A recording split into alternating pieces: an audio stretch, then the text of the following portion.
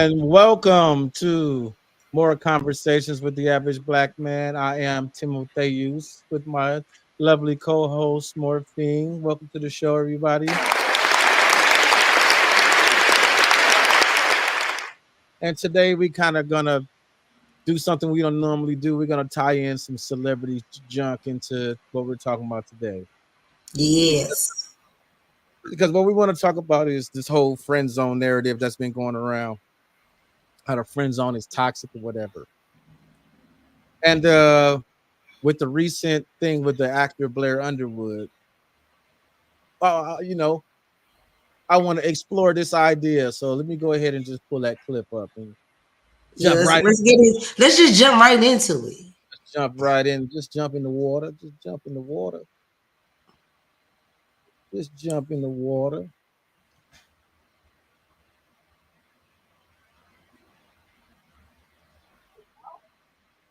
Actor Blair Underwood was married to his ex-wife Desiree da Costa for 27 years. Unfortunately, their marriage ended after the actor left Desiree for his best friend Josie Hart. Blair and Josie were best friends for over 40 years. While most women would side-eye their husband being best friends with a woman, Desiree accepted Josie and it later came back to bite her. 18 months after divorcing his ex-wife, Blair Underwood proposed to his best friend. Despite what everyone thinks, Blair Underwood insists he and Josie never crossed the line while he was married to Desiree. The actor says when a 41-year friendship slaps you in the back of the head and blossoms into romance, you stand up, pay attention, and step forward in gratitude. All right. Really? How we feel about that? How we feel about that, people? How you feel about that? I mean, Is it really the friend? Is the friend zone really toxic? Was she really just waiting around, or I did think she? the friend zone is only toxic for maybe men feel like it's toxic. Like maybe that's a man thing. For women, we could just sit back in the friend zone and I I I just you know. I don't know. I wonder. I wish we could interview his ex-wife and see how she feel. Like, and then he gonna get with her 18 I months mean, you later. got to think about it like this. When a girl is the friend, right? Not the girl, but when a woman is the friend, right? You got this thing about her meeting the spouse as well, where coming into the family fold as a friend. Now you can't say that that's the same thing with a man. When a woman has a male friend and she brings him around her spouse or her husband, it's not the same thing, man. Like he gonna be looking at him. Challenge mode is on. It's on. It's on. Right. So Anybody's watching? I put in the stream link in the comments right now. You want to come up to the stage? Come to the stage. it's like this. Say you in friend zone, right? Say you in the friend zone, and you just doing what friends do. You go in Dutch, right? Right. You invite him out to events and venues, and she'll do the same. Friendships is very different than dating.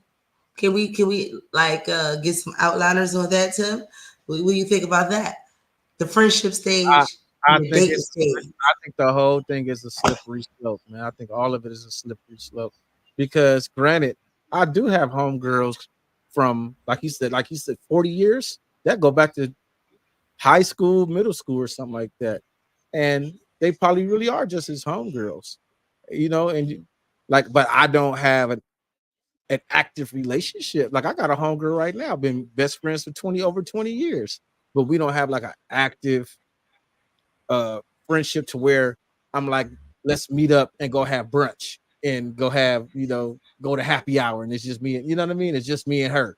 Just like, we don't that type of stuff don't happen. I mean, yeah, that's what I'm saying. Like, the friend of the husband is probably coming around to family events and things like that. They're not really hanging out a lot one-on-one versus, male on male friendship. So there's that. So All right. Let what me type get of some. Uh, you let me know? get. So Uh, can you gain romantic relationship out of something so small where you're not really, doing all those things? but I don't think friendship is really small though. That's the thing. A real friendship, it's like a family member. It should be like a brother or a sister, and that's why it gets the toxic connotation because a real friendship is just that, a friendship. It's not I'm waiting around for my chance to have something to crack. You know what I mean? So let me go ahead and read some of the stuff that got here. For those that don't know, the friend zone is a colloquial term that refers to a situation where one is in a friendship, wants to take the relationship to a romantic or sexual level, but the other person wants to remain platonic. This is frustrating and uncomfortable situation for the person who has romantic feelings or interests, as they may feel they are being kept at arm's reach or teased with the possibility of more intimacy in the relationship. The term friend zone is often described uh, as a slate or stuck in a friendship where one person is unrequited romantic or sexual feelings. It's like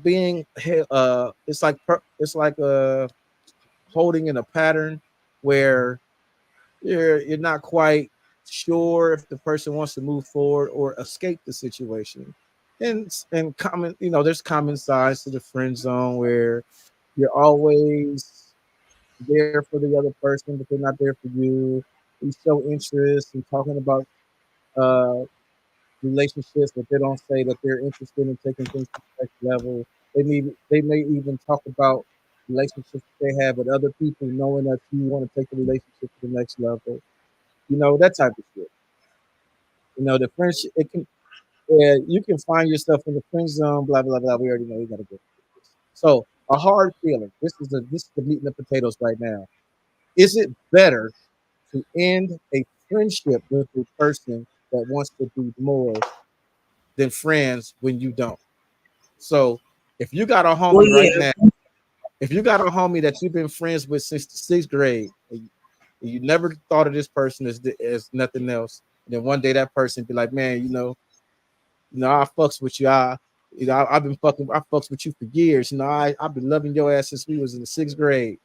Is it better to end that relationship, to end that friendship, than to put that person in a position to feel like they're gonna be strung along and build resentment? Said that's a hard question. See, this is the thing. Let me set up for this one. See, this is the thing. If say you're in a position and you're friends, right? You're friends with someone, y'all got a good relationship going on. You feel like you want to move this relationship more than where it's at. Is it fair to end the relationship that y'all got right now just because you feel some type of way about where it's not going?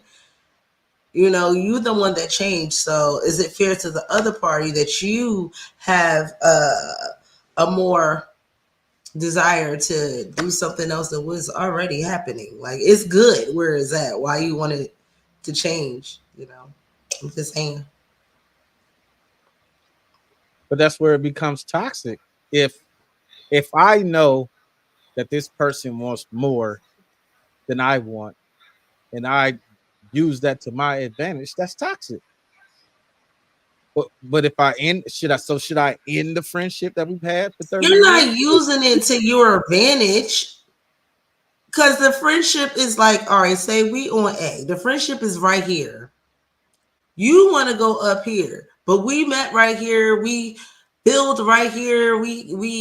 The reason why you want to go here is because of all this shit happening here. So why change it? Maybe your expectations is just a little too high. I'm just saying. Well, like I said, that's why I said this is a hard question. because in a situation where if I'm walking down the street, I see somebody and I holler at her, hey, what's going on, baby? Woo, woo, woo. And we try to date and it doesn't go nowhere.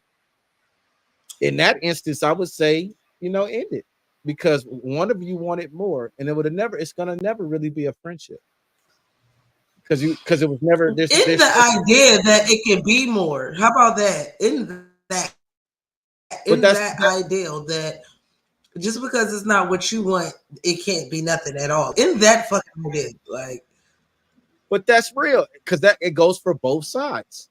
It's not just a man if it's the woman that wants it to be more and the dude is like, cool, she ain't gonna be like, well, okay, I'll just be your friend and we can hang. Like, no, she's gonna be like, all right, well, forget you then. We can't, right? So why when it's a dude, it's like, oh, if it's a dude, he just can't get what he wants. See, that's that double standard bullshit. But I did not put a gender to that. I just said that, if subject A don't want something more than subject B, and y'all really, everything that you built was on this one tone, and you wanted to go above, how you want to just say, oh, no, we can't be anything because it's not what you want to be? Like, that's some narcissist in a way. One can think that's narcissistic, we cool here. But it would just be a waste of time outside of that, especially if it's a newly formed situation. But that's what I was saying. The hard question I have comes with the situations like with Blair Underwood, because he kept his female friend around for 40 years. It was a regular friendship. For 40 years. And then 18 months after he gets divorced, he marries this friend of 40 years. That's suspicious as hell. I don't think it is. Did she have other relationships besides him? That's what I want to say. That's what I wonder that too. Right. I'm pretty sure in 40 years she's had other relationships and stuff like that too. But I still just think like it's like it's hard to juggle because it's like so you can draw your own conclusions and you can come up with all of these ideas and conspiracies in your mind because the obvious question is like clearly there was something there to where as soon as you got divorced a year later you get married. Mm-hmm. You know what I mean? So it ain't like somebody wasn't feeling something. Somebody had to be feeling something. You did? I mean, true. In a way, I'm not going to say it was feelings festering all this time. I would say that maybe now that they had 40 years of a friendship, they are now entertaining this ideal of them, being together. Yeah, but that's what I'm saying. The fact that you use the word ideal with the end on it, ideal means the perfect situation. This is perfect for us. Why did we wait 40 years to figure this out? Because 40 years ago, there was no friendship. We built this over 40 years. Now, this is why we want to see back to my analogy. We built something down here. This is where we build something. You want to go above this and make something else based off of what was built down here. Now, sometimes that may work. Sometimes it don't work at all. So, it's a gamble. Right. But this the thing, though. Their friendship is 40 years. He was married for 27 years. So that means during their friendship, that feeling that you're talking about they built it while he was married. That's why I said it's a slippery slope here. It is a slippery slope because they, like I said, we both saying, they had to build that relationship for it to be the way that it was.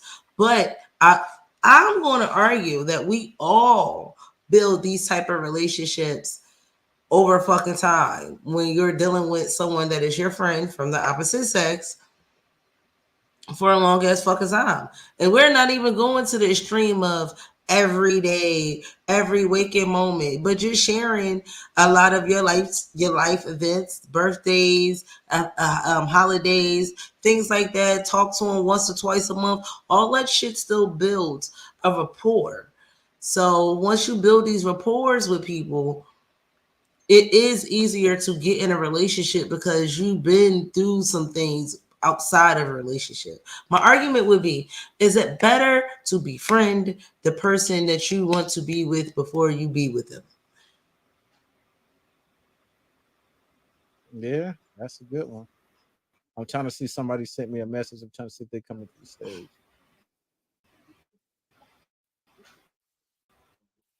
That would be the thing right there. Hence, you know, all the there we go. I had some technical difficulties. But all these podcasts, manospheres, all these other places, they always say that, you know, having a friend as a woman or as a man is not ideal to having a spouse. However, in this story, I guess not, because it worked But that's out, you that's what know, I'm because they were saying. friends. But that's why slippery slope is, because I'm a A person little that bit. that's like been in the friend zone, and I've had friends and homegirls, and there are some that we went there, and there's a lot that we didn't. So I don't have a negative outlook on the friend zone because I've never had a negative experience in the friend zone. I could be an outlier though. I don't know, but within this examining this particular situation, that he has a 40-year friendship in one hand, and then he has a 27-year marriage in the other. During this 27-year French marriage, he developed a friendship to where he was like, you know what, I want to marry you. That's intimacy. Intimacy had to been there for him to get there. For those just tuning in, we talking about Blair Underwood divorcing his wife of 27 years to marry his best friend of 40 years. We're tying it into the whole friend zone joint. Uh, you know what I mean? Is it better to be your friend, your partner, your spouse? Is it better to be their friend before y'all get into a relationship, or is it with all the maleistic shows are saying and podcasts are saying? Is it just better to not be their friend because you know that friendship might die? I think everybody's kind of like scared of change when they say shit like that. Well, let Like me the one might die, this might die, and I'm like, well, why are you scared of change? That's change.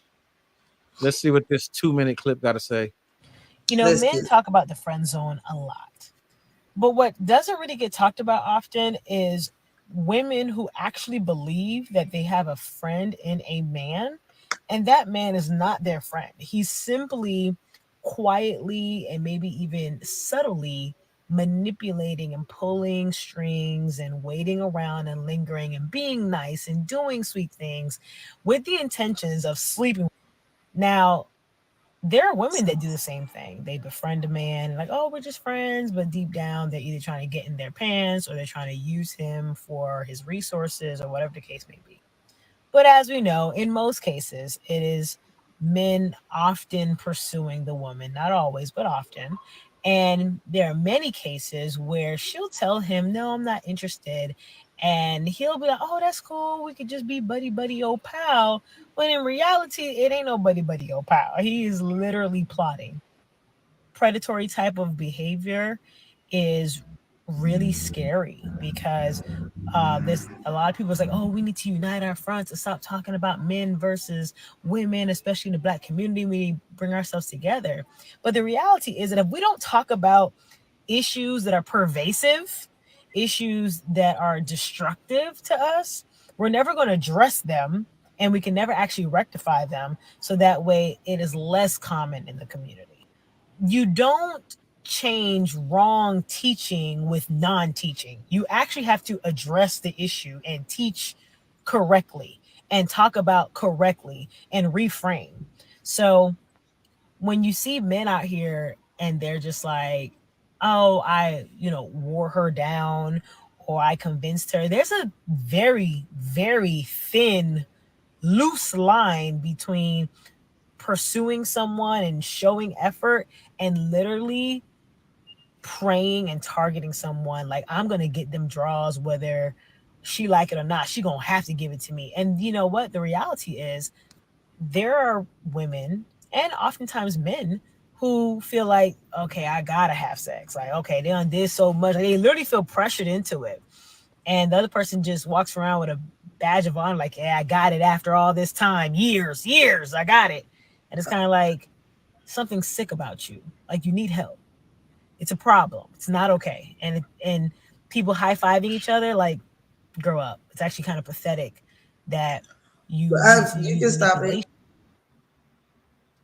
And I want to add on top of what she said, because she didn't say nothing wrong. I just want to add the part that she left out, that there's women that, like she said in the beginning and didn't touch on again, that will try to get a man's resources and know that she's not going to give him no uchiwali, and it'll be like, buy me this, take me here, let's do this. Oh, you so nice. My car broke down. Come look out for your boy. And blah blah. You know what I mean? Just so it's that slippery slope.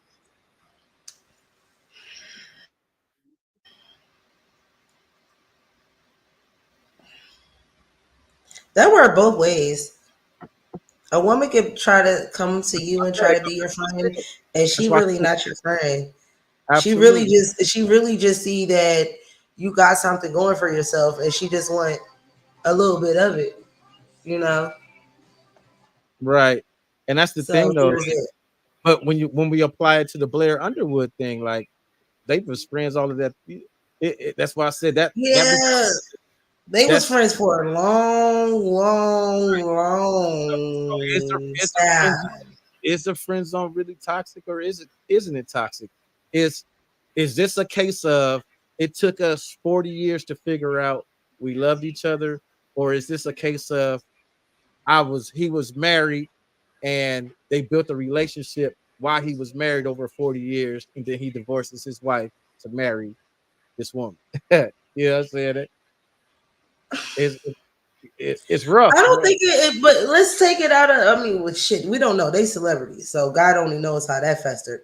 Let's just put it in a way where it could be more natural, and it's just platonic relationships with the opposite sex.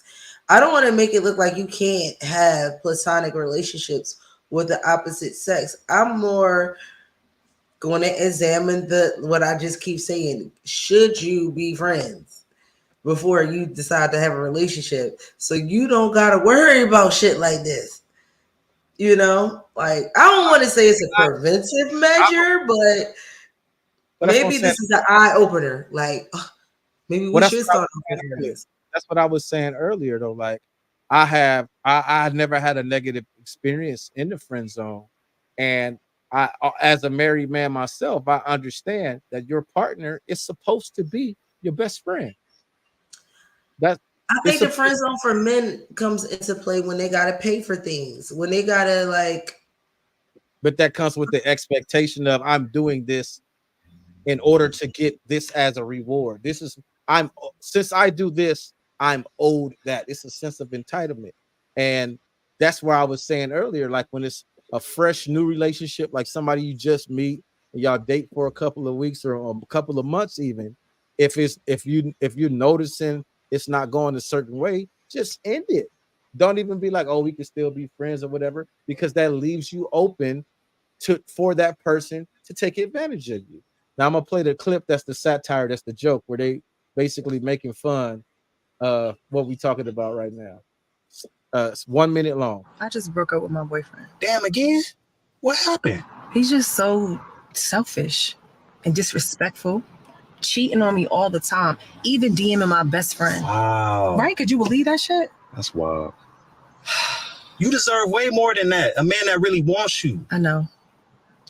I wish more men acted like you. You listen to me.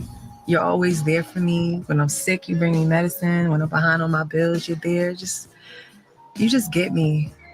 You're my best friend. You know what? Let me be real with you. I always respected your relationship, so I never wanted to cross those boundaries. But I fuck with you heavy. We vibe and we connect on a whole nother level. I know what I want as a man. So what are you saying to me? I'm more of a man like me, and I know what I want. And what I want is you. Hello. Hey, baby. I miss you too. I was waiting for you to call. Oh, I ain't doing nothing. Okay, I'm about to come. All right, bye. Hey, you gotta go. Yo, that's crazy. You know, I mean, then there's that, you know, the other part that you was talking about where you just want more with that person, and um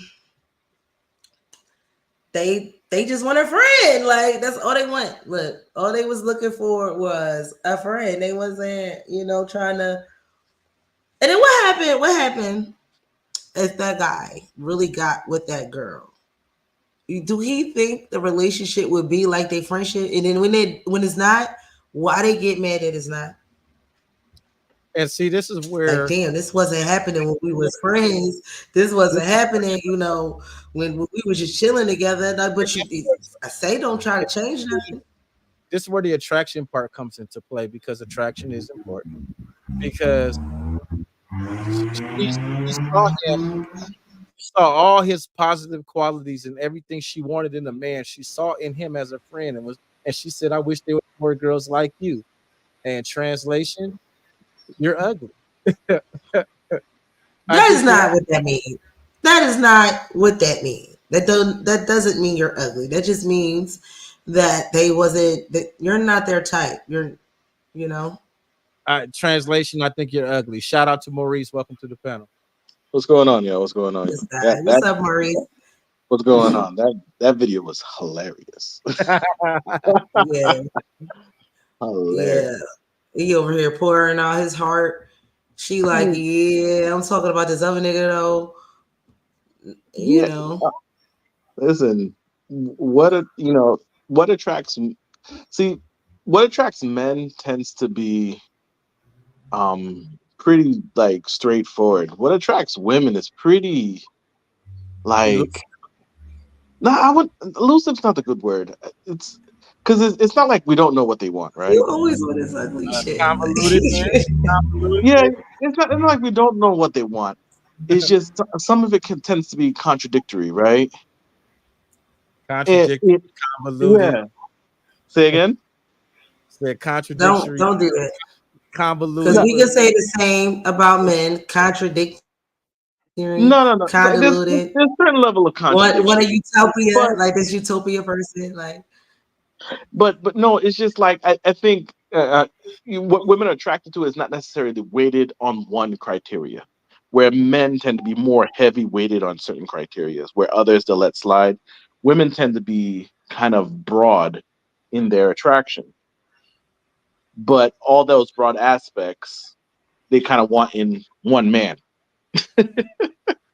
Right. So that's where it's Don't we the whole all concept though? is- Don't we all no, want that in one person? Don't we all want that? No. It's a very specific broadness because, like, girls will date an ugly dude.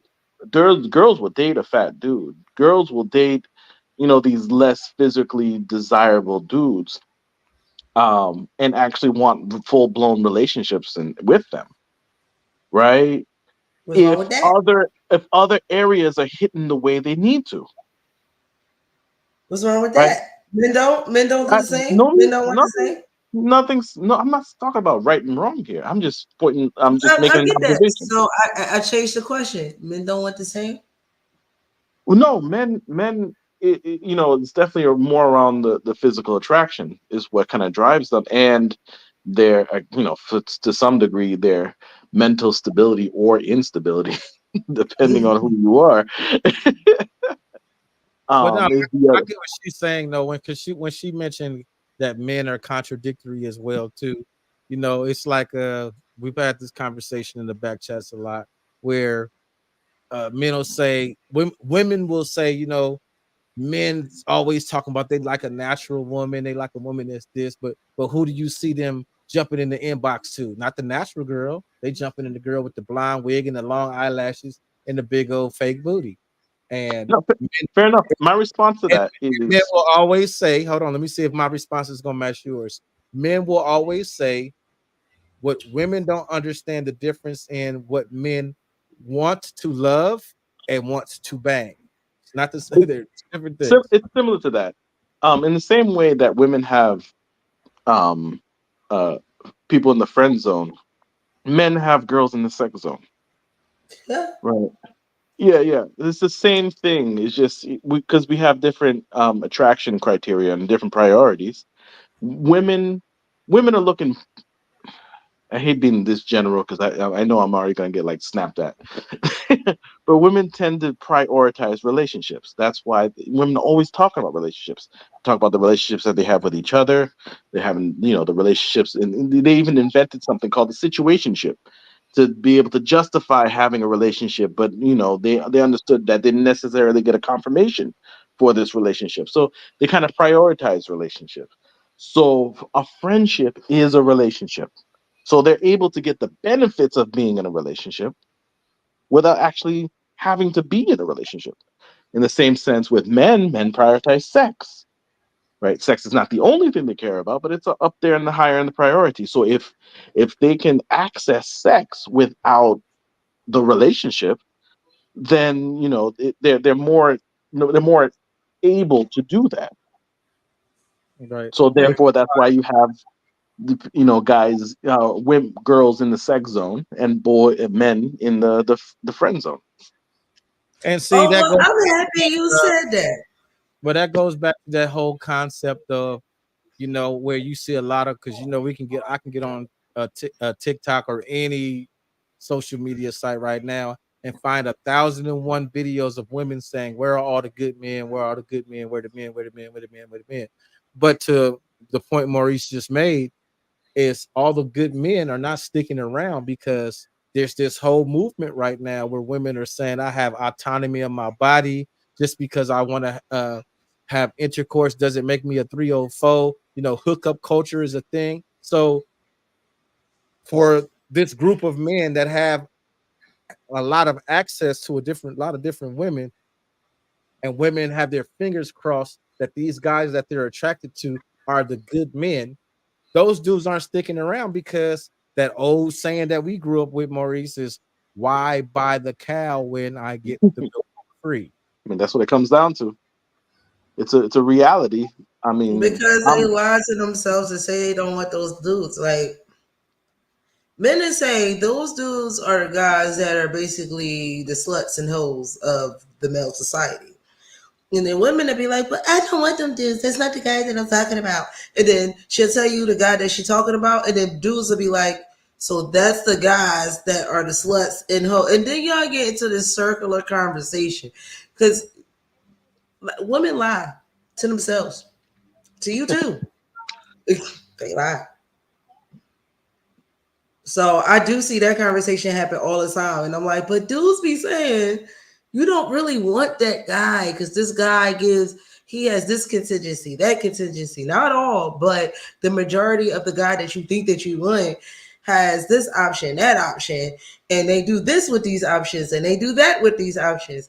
And then she's turn around and tell you, wait a minute, I don't want that guy. Bitch, yes, you do.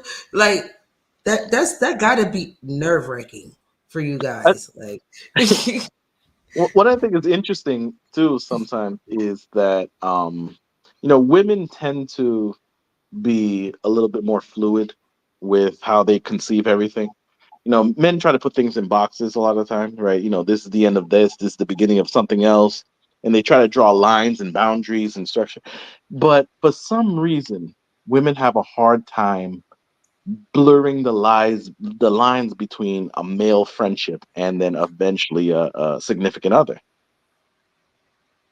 right? That's why they have this friend zone. It's a very compartmentalized aspect that they kind of enforce pretty strongly, as you can see from the video. Like it's a really hard line. You're a friend. It's almost like stay in your role, bitch. You're a friend. What I'm going after as far as my desire for love and for companionship and all that. That's something completely different. From a I, friendship? from a friendship, which I Really? find what I'm based off of like the whole friend zone concept, right? I'm Well, I asked that. I asked that when we was talking about the friend zone concept. I said, but I understand why one feels a little unbalanced in the friend zone situation. But let's just talk about the Blair Underwood situation where it was a friend that wasn't friend zone, which is a regular fucking friend that he married later on, 40 years later, after his marriage resolves. He wound up marrying her. So my question was, is it safe to say you should be someone's friend before enter a relationship? But then you just said that a friendship and a relationship may be totally two different things. So that's no, interesting, no, you know. no. I was speaking from the people that hold the friend zone concept as reality, Mhm. right? That's what I Okay. was speaking from that perspective. I don't Okay. necessarily, I don't agree with the friend zone. My philosophy is if I ever find myself in the friend zone, I fucked up. Well, I do think that is a clear indicator. Someone that feel that got friend zoned, it didn't want to be fucked up. Like their Yeah, communication yeah, or their discernment or some shit. Like you fucked up somewhere yeah, in yeah, that yeah. situation. Because, Like, yeah, friend zone implies that you didn't want to be there. You got put there. right. Yeah, yeah, yeah. You wanted to be I something said else. to yo, you right. I said that only applies to the person that don't want to be a friend, not Yeah. not the two people that are okay with being friends. And so Tim like, well, they were okay with being friends, and then they got together in a relationship. And I'm like, well, is that a different animal in its own? You know, Because I mean, it if sparks other conversations on top of that. yeah, bottom line, if she met you first and she decided to befriend you, it's because she don't want you. There is no you can't mince these words too much more than that. She didn't want you. That's why you're a friend. It's not more. So There's nothing more to say to it. to not be wanted 40 years earlier, I was gonna say, and to be wanted 40 years. Go ahead. let me give him the situation with Blair Underwood. Let me just do that. Blair Underwood. Yeah, the Yeah, actor Blair Underwood. Okay. the sexy. He a Blair sexy man. married to his Mhm. ex-wife Desiree da Costa for 27 years. Unfortunately, their marriage ended after the actor left Desiree for his best friend Josie Hart. Blair and Josie were best friends for over 40 years. While most women would side eye their husband being best friends with a woman, Desiree accepted Josie and it later came back to bite her. 18 months after divorcing his ex-wife, Blair Underwood proposed to his best friend. Despite what everyone thinks, Blair Underwood insists he and Josie never crossed the line while he was married to Desiree. The actor says when a 41-year friendship slaps you in the back of the head and blossoms into romance, you stand up, pay attention, and step forward in gratitude. No, you don't. I mean, but I guess you do, but no, you don't. But I don't know. That was messy. Um, I, I don't know. they was I think friends. I think that whole situation has a lot to speak about the depth of what a marriage is. Um, because we I don't know. I think to this point in time, people hold marriage as literally the most intimate relationship that you can have, right? It's supposed to Yeah. be the most sacred, the deepest.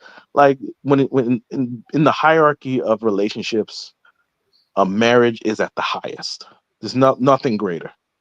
Yet when So, you have situations like this, it's It's a slippery weird. slope. That's what I'm saying. Because that's what I Yeah. mentioned earlier. It's a slippery slope because here it is in one hand, they have a 40-year friendship, and then in this hand, they have a 27-year marriage. Well, in order for this 40-year friendship to coalesce into any type of romantic feelings, it had to develop over the course of 41 years or over 40 years, which also includes this 27 years of his marriage. When they got divorced, and then 18 months later, he got married to his friend. Yeah, I mean, from my perception is that he was in denial about being with her, but she never really gave him a chance. Like, I'm pretty sure he was friend zoned. This is my prediction. He was friend zoned. He tried to move on with his life, but and he ended up getting married, starting his own family and stuff like that. But then life hit, this friend in a certain way, and then she pulled the ripcord because obviously she was single, right? So we Time want to time is know. running out. If We time's want to running know. out, then she's gonna pull the friend ripcord, the people that she's had in her back pocket waiting, and he was one of them. Whether he was in a relationship or not is irrelevant. I wanted to know, did this woman have relationships I'm, during I'm, their friendship? I'm looking. I'm trying to find that right now, sis. Because that there is an interesting situation. Yeah. And I still want to ask, is it okay to be your partner's friend? See, maybe the wife should have been that friend. That's what I'm saying. I don't know. I've always been against men and women being friends. I don't. So she got 6 Really? children outside of him. How It's many not baby saying, daddy? it's not. That's what it's not saying. It's Yeah, not. She was married to Relationship. So Johnny Donahoe. I don't want to say his name wrong. Donahue. Yeah, Johnny Donahue, a comedian. They got married in 2018, and they had a daughter. That's one daughter. So how many husbands has she had? Yeah, no, she was living that life. Trust. She got She was living 6 kids.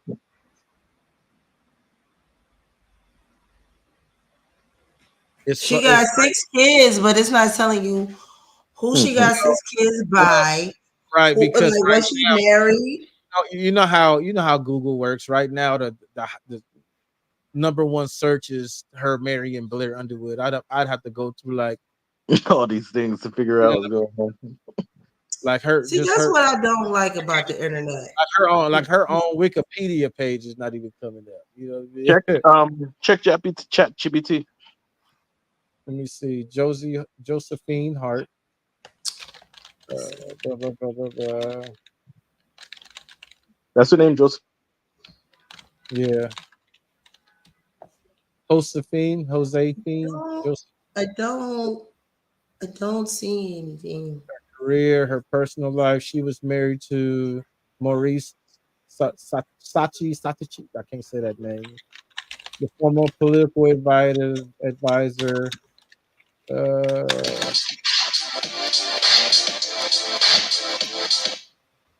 No. Music playing in the background. Sorry. I don't even know if this is her. I don't even know if that's her. That's something different. Because everything in regards to her comes back to Blair Underwood. You check ChatGPT? Let me see what ChatGPT is. She got 6 kids. So she was definitely doing the nasty. Right. With somebody other than Blair Underwood. Now, if it turns out that one of them kids is his, I ain't gonna be very surprised. It's not gonna be as scandalous as you think it would be. It sounds about right to me. I mean, assuming that everything happened legit, my guess is that Josephine's attitude was, I'm gonna try to make it work with all these other people that I'm highly attracted to, knowing that, homeboy Blair Underwood, he's gonna be there. ChatGPT gave me one. Why you keep blaming everything on her, Maurice? What is this about? Chat No, GBT no, no, no. two You have to, sentences. Two sentences. There yeah. is no wide information about Josie's Hart children or their fathers in public sources. Josie Hart is more well known due to her relationship with actor Blair Underwood. And these Okay. details to her personal life, including her children, are largely private. Yeah, no, I'm not always The blaming her. world would never know. I'm just pointing out this one aspect. I So him, remember the first thing him I marrying said her was, famous. I was talking about the sanctity of the marriage. That was the first thing I said, and that's on him. Yeah, him marrying her made her famous.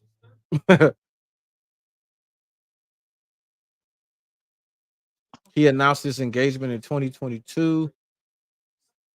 When the 40, that's the quote that they read on there. Blair Underwood. She's an actress. No, he's an actor. Was married to his ex-wife for 27 years. The former pair announced their split in 21. They welcomed 3 children in that marriage. Here's everything we know about his wife, current wife. They've been friends for only 40 years. Y'all want me to pull this up on the screen or what? No, I think we got the gist. Okay, because I'm just reading the People magazine article. Yeah. I'm just trying to find out if it has anything about.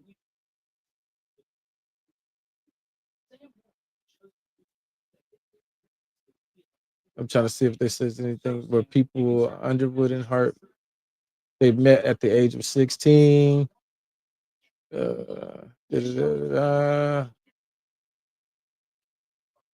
Speaking with People magazine. She got children on the East Coast. He lives on the West Coast. They rarely spoke or saw each other. However, they remained great friends over the years. Not just Underwood and Hart, but each of their broods.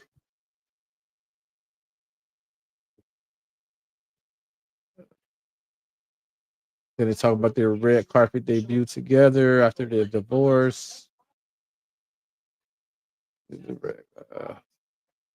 Although Hart and Underwood have known each other for decades, it wasn't until November 22 that they hit the red carpet together. Hart joined Underwood at the 50th International Emmy Awards in New York City, where they smiled wide and posed for the cameras. Not only did the Emmys mark Hart's and Underwood's red carpet debut, but it was also the first major appearance for the couple. The actor described the moment with his new fiancee as a personal highlight of his life. Wow. The couple stepped out once more in March, blah, blah, blah, roundabout New York City, blah, blah, blah, blah, blah. I want to know. Okay, here he goes about her. Okay, so similar to Underwood, she has children from a previous marriage. So she was married. She ain't just got a whole bunch of baby daddies running around. Possibly, we don't know. Allegedly, Allegedly. they gotta say that. They gotta say that for YouTube. Allegedly, little information has been made public. There might be some baby daddies, allegedly. Right. But she was married. Okay. She experienced being a wife, has some kids. He got some kids. So, they kind of evenly yoked there. But, It says it's quoting him. He says, I have a moderate sized family. She has a big family.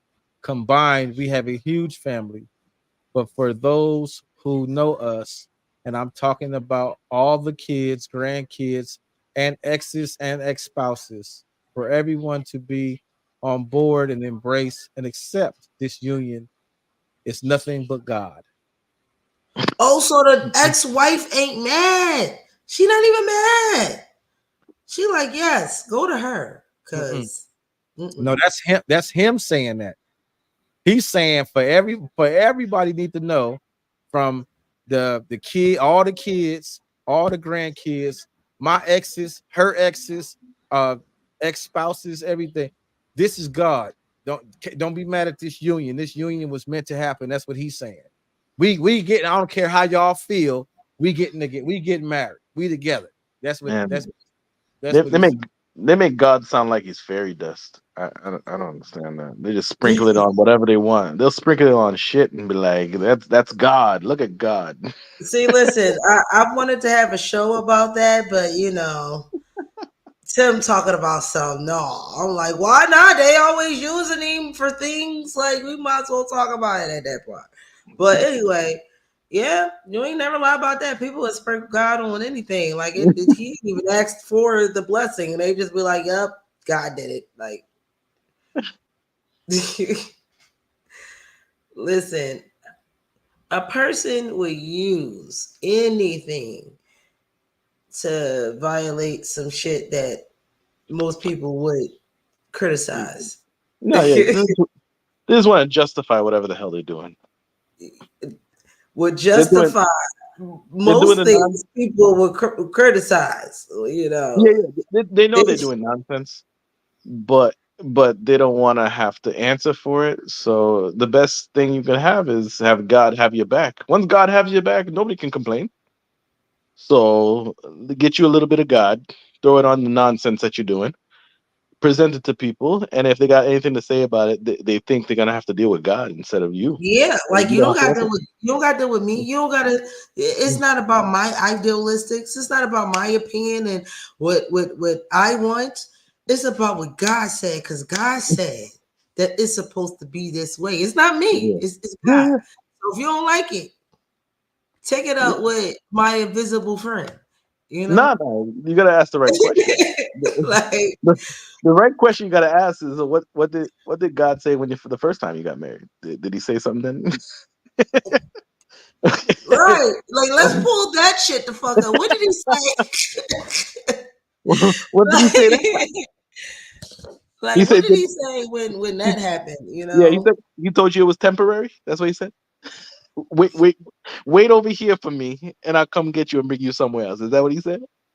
No, he said there's more to come. You know how they are. They're mythical in this month. This is more to come, you know. Don't get settled in this journey because I got more journeys for you. So Jesus, 40 days and 40 nights to find me, bruh. So it might take you a little longer. I don't know. Listen, don't ask me about these biblical situations. I got jokes. Nah, I don't got no reasoning. I don't got no logic. I just got jokes. That's all I have. Like, but I definitely wanted to do a little. Maybe we might do this in a recording so it could come up in the algorithm about little things that people say on social media and just put God in that shit.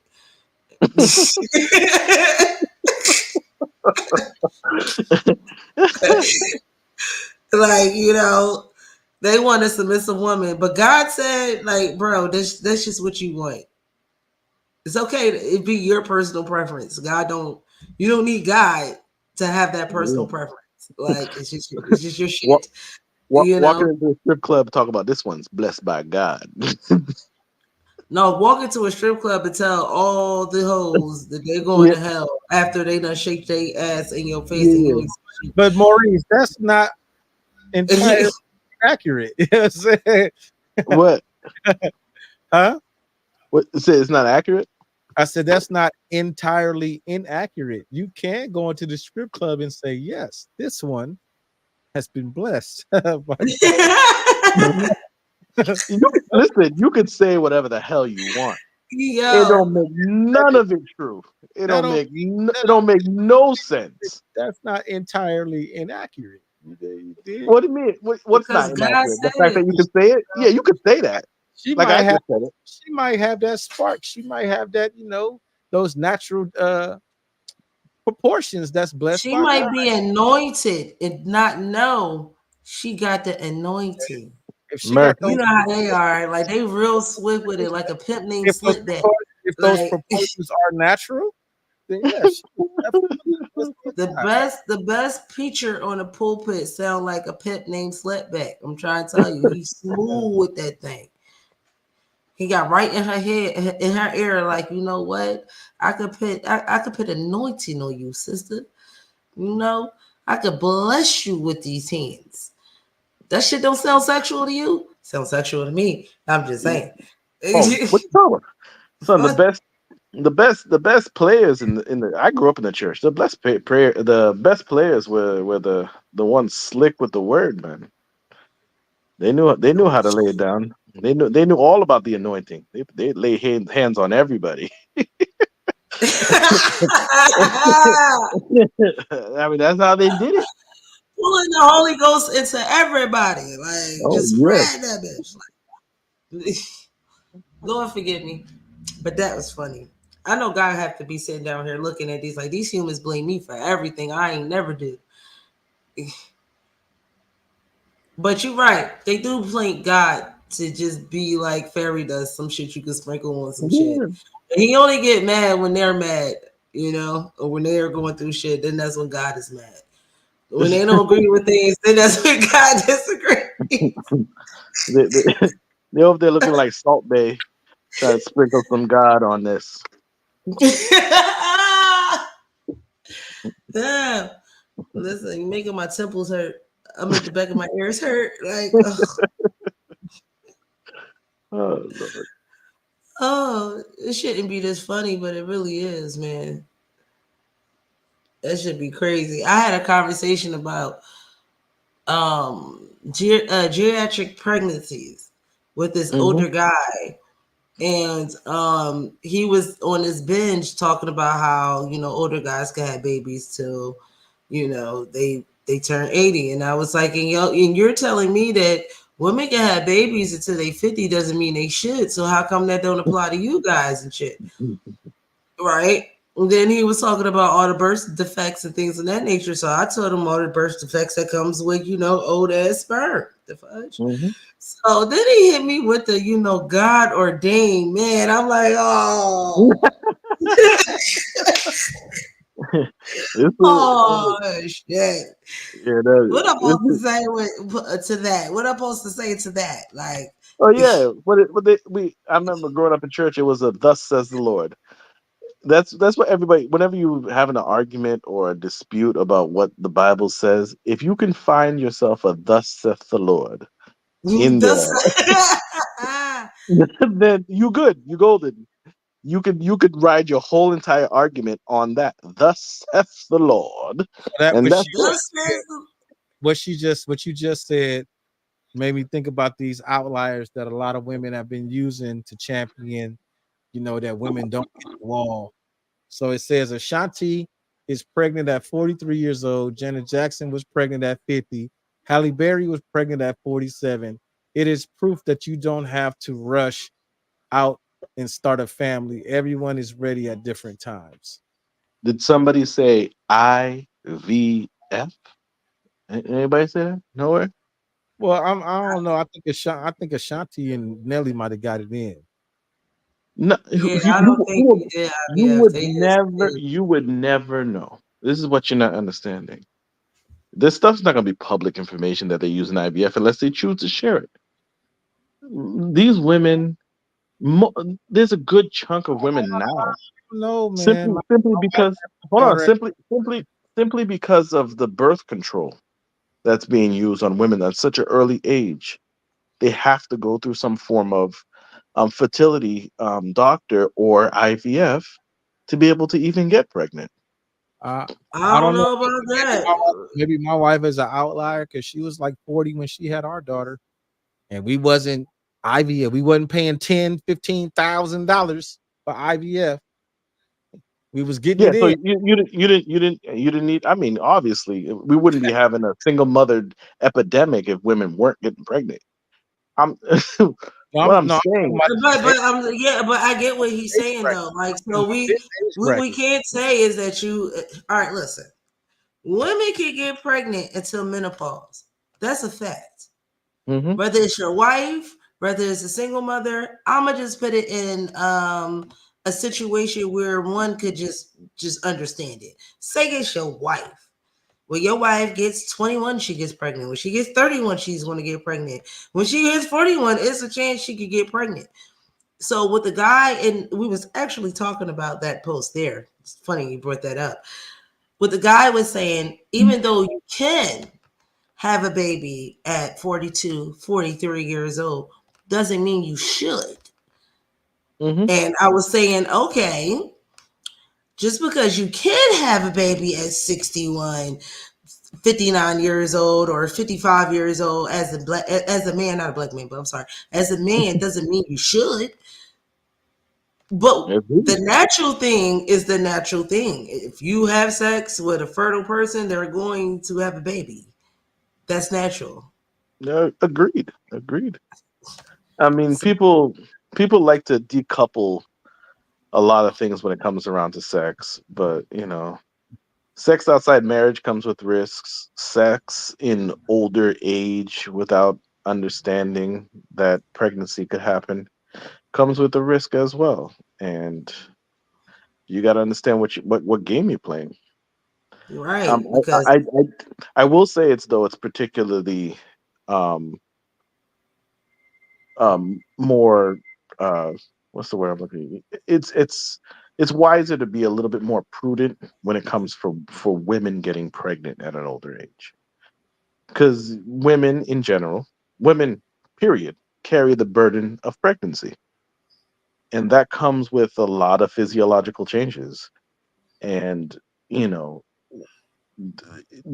again, full of burden. So, and 60, that's 70 a year old that's a man. personal choice. But baby Yeah. wise, it, No, I'm saying 60. we all That's carry why I the say same burden in the child offspring part. That well, that's why I is say true. it's wise. That's the differences.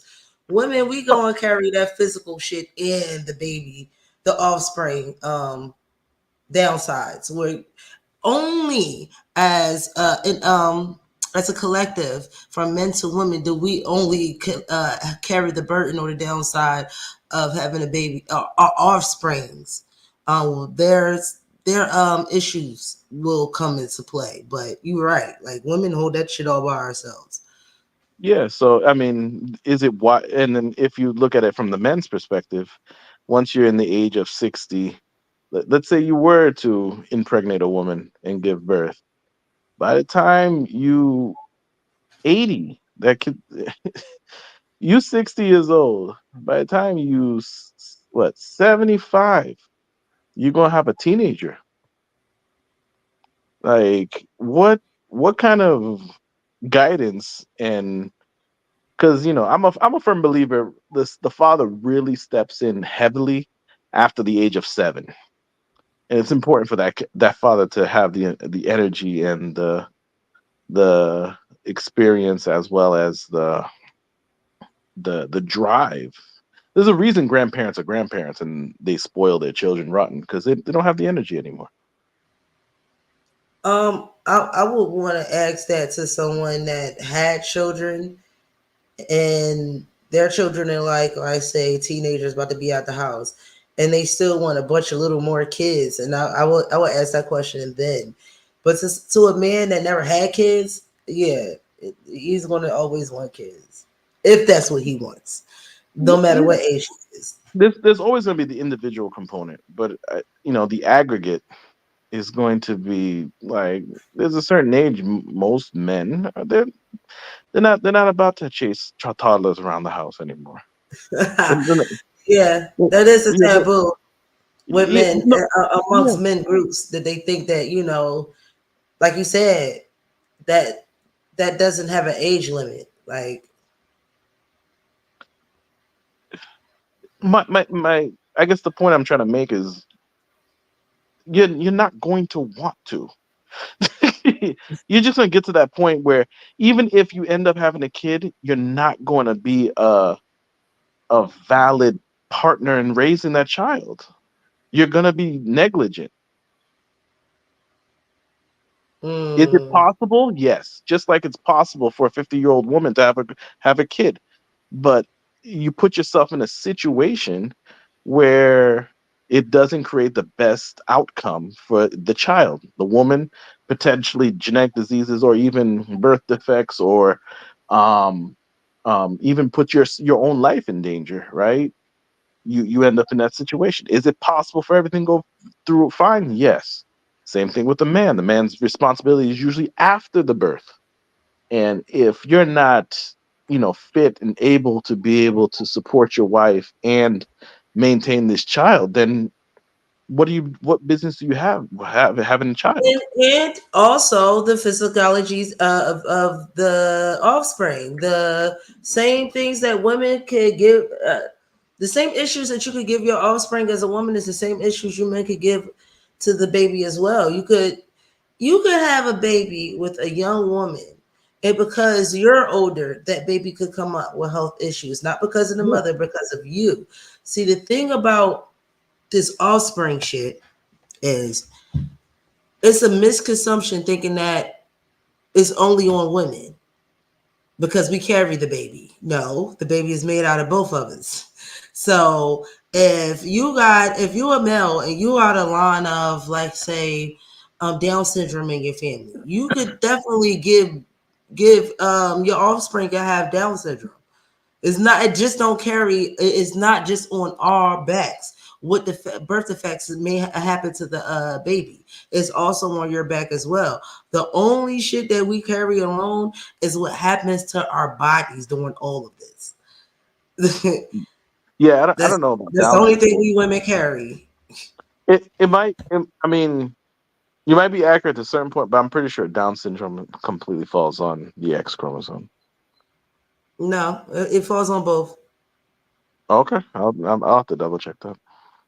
You can Down syndrome, shit, cancers, all types of shit. You could definitely I if think the the bigger mom. point that she's trying to make is that the same way, women of a certain age get told, they need to be careful with pregnancy due to the risk of geriatric pregnancy, and geriatric pregnancies tend to increase the chance of multiples, Down syndrome, and a host of other birth defects that isn't completely and solely on the women, because men of an upper age also have cells that are not as healthy as when they were younger. So an older man in his 60s, 70s, and 80s also creates a risk that that child can be born with a host of birth defects due to his cells not being as healthy as they could be as when he was younger. Yeah, I mean, again, not disagreeing. I think there's a bit of splitting hairs here, but I think it's more of a 70-30 type situation, right? Where No. 60-40, baby. That's my no. No, no. It is okay. Like, bro, we women gotta walk with these statistics. It's okay to walk with yours as well. Like, and that shit don't reach you to 10 years after we done hit menopause. So hey, kudos and lucky for you guys. But it is what it is on that. I think these are the things, along with birth control weight requirements, that they just don't tell the people. Like, you don't get this information unless you ask for it, type shit. That's why a lot of time when them old billionaires in their late 70s, 80s, and 90s be talking about they need to have an heir, and then they bring in a young woman to get pregnant. Most of the time that don't be his child, or they use IVF, because most of the time them old men swimmers has got arthritis. You know what I'm saying? His swimmers in there got a half a tail. You know what I mean? Like the swimmer's in there, like, did you find the egg? What? you're right. The Exactly. egg? What? Like a sperm got bad hearing and bad sight and shit. Like, What happened? Did you hurt your leg? What you say? My leg's fine. I got no legs. What? we was definitely talking about birth control in the group or whatever, and he was like, one of the women said, well, birth control usually it is not usual fails, but it can fail, or it doesn't work for all women. And I'm like, that's because she's probably overweight. And they don't tell you that. Like, they don't say you have to be 30 such pounds for this shit to work. Like, Yep. yeah.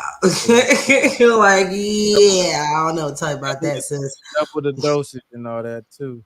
Yeah. So these are, like I said, man, these are one of the things that doctors, This is another thing physicians though too, because we don't didn't tell got you unless you ask them, we went baby. all the way to the left from the topic, but there's also pharmaceutical birth control for men, and just men refuse to take it.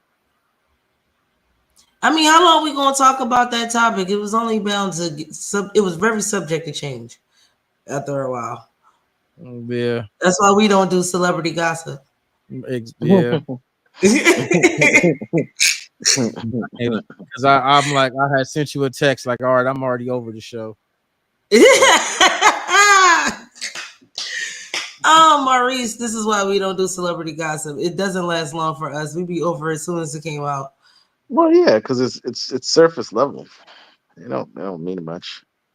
Yeah, we were And trying.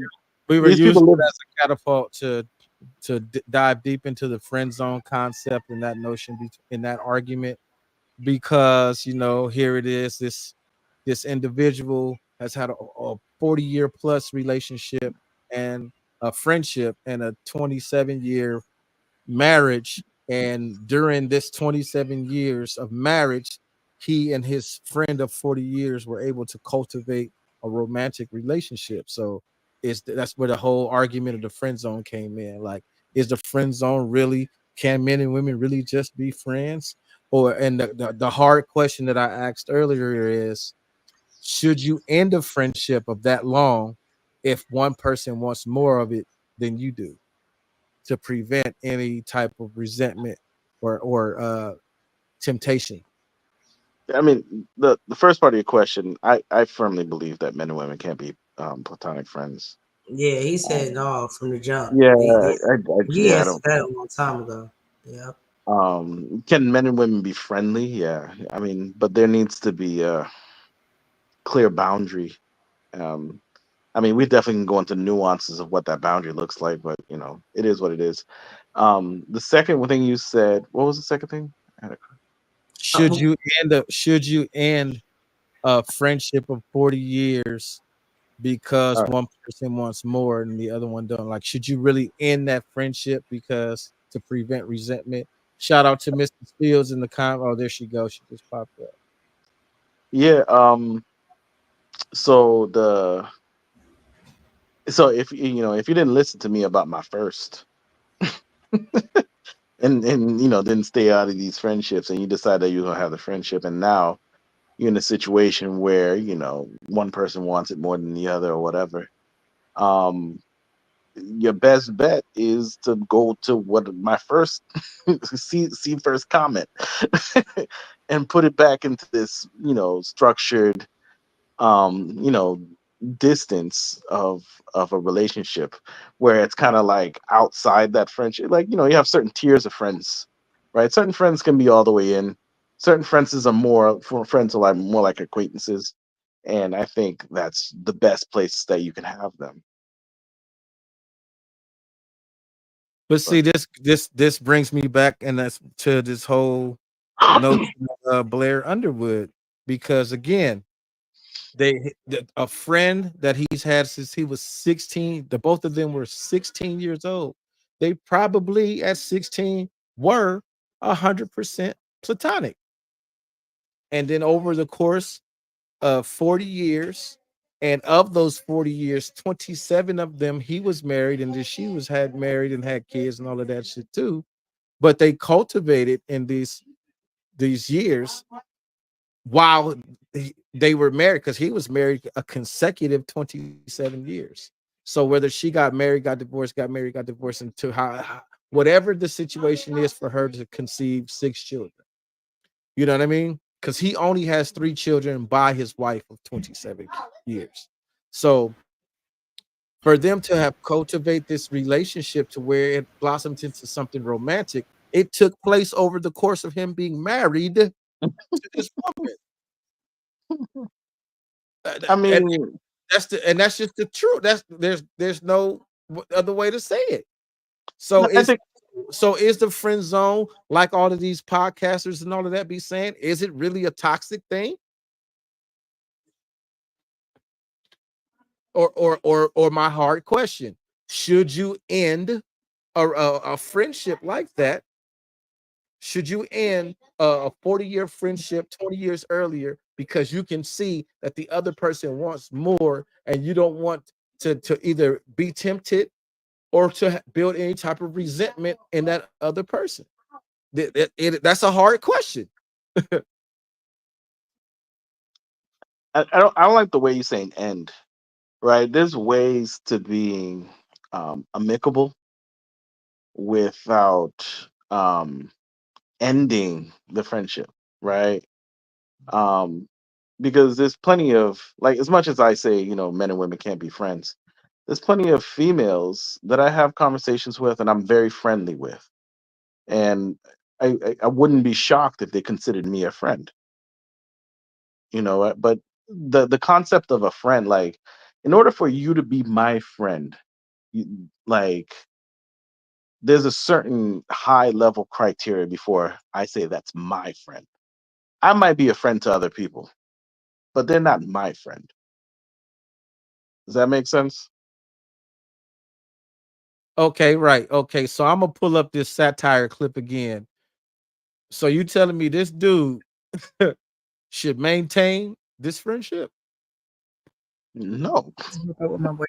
Damn, again? What happened? He's just so selfish and disrespectful, cheating on me all the time, even DMing my best friend. Wow. Right? Could you believe that shit? That's wild. You deserve way more than that. A man that really wants you. I know. I wish more men acted like you. Like, you listen to me. You're always there for me. When I'm sick, you bring me medicine. When I'm behind on my bills, you're there. You just get me. You're my best friend. You know what? Let me be real with you. I always respected your relationship, so I never wanted to cross those boundaries. But I fuck with you heavy. We vibe and we connect on a whole nother level. On a whole nother level.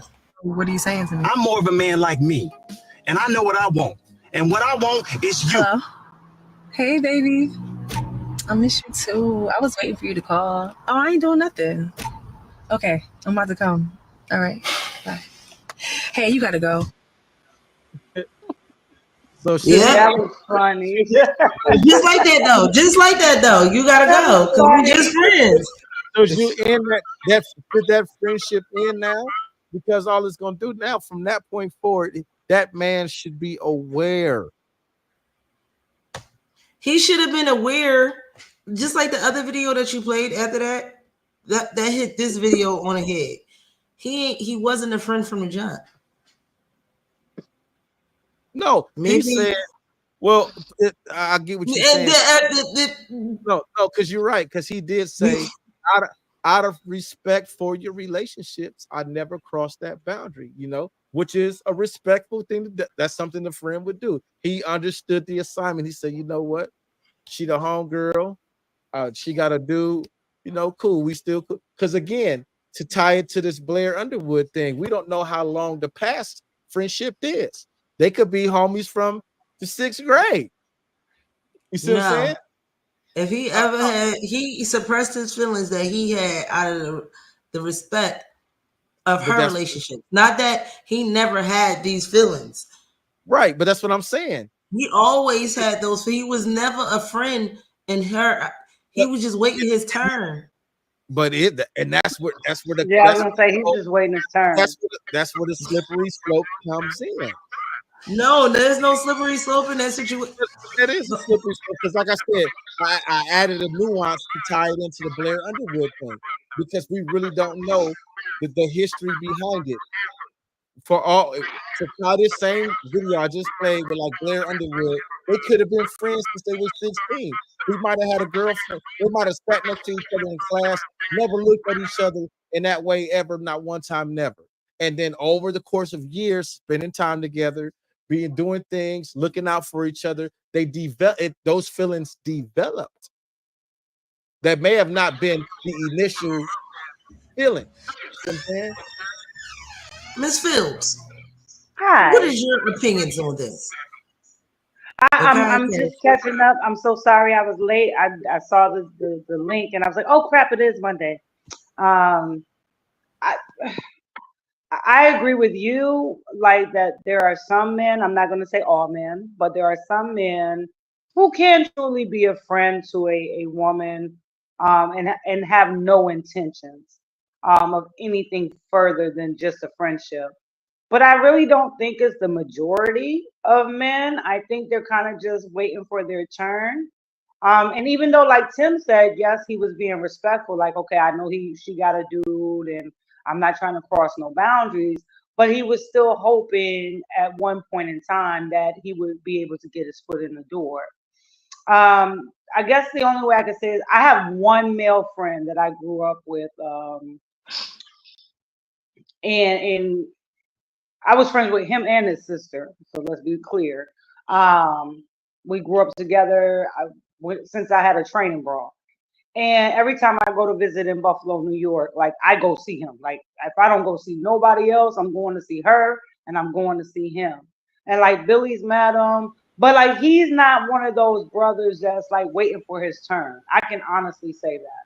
He just like we kicked it together. We grew up together. We went to school together.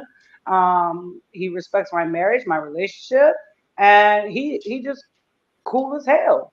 Now, have there been other men that I kind of had friendships with that I could realize that they were kind of waiting for their turn? Yeah, I could say that. Um, but they were respectful. So it's little. Yeah. I ain't gonna say slippery slope, but there's like nuances to it, like y'all Right, say. and that's what I'm saying. And so the original thing we were talking about in this whole friend zone thing, like, is the friend zone really toxic? Is Blair Underwood divorced his wife of 27 years, and 18 months later, he married his best friend. Now, his best friend has 6 children. So she's been married and all of that, and he's had his marriage and all of that too. So would you say that's the situation where they were waiting, somebody was in the wing waiting? We wouldn't know. We wouldn't Well, know. this We wouldn't this is know. my first time hearing about because anybody who knows me, I don't really follow celebrities. If it don't pop up on Right. my timeline, I And I don't don't know. That do part. either. I don't do Um, either. so thank you for clearing that up. But wait, Um, I'm gonna play the video for you, so okay. you can get caught up. Actor Blair Underwood was married to his ex-wife Desiree da Costa for 27 years. Unfortunately, their marriage ended after the actor left Desiree for his best friend Josie Hart. Blair and Josie were best friends for over 40 years. While most women would side eye their husband being best friends with a woman, Desiree accepted Josie, and it later came back to bite her. 18 months after divorcing his ex-wife, Blair Underwood proposed to his best friend. Despite what everyone thinks, Blair Underwood insists he and Josie never crossed the line while he was married to Desiree. The actor says when a 41-year friendship slaps you in the back of the head and blossoms into romance, you stand up, pay attention, and step forward in gratitude.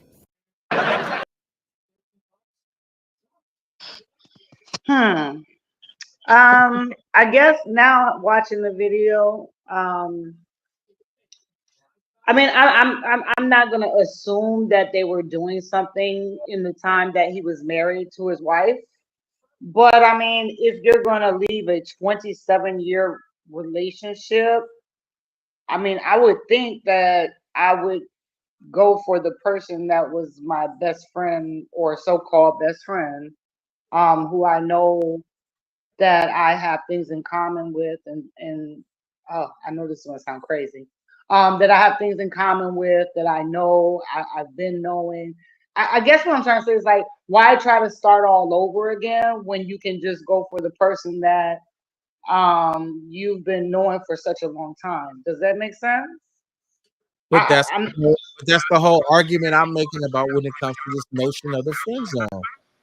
Is the friend zone really this toxic thing that all of these podcasters, these male extremists talk about is that, you know, the friend zone is literally just somebody waiting in the wing until it's their turn, and they'll wait 20, they'll wait 40 years, or is it, you know, this other concept that could be, because like I said, she got 6 children, she's been married a number of times, he's been married for 27 years and has 3 children with his wife.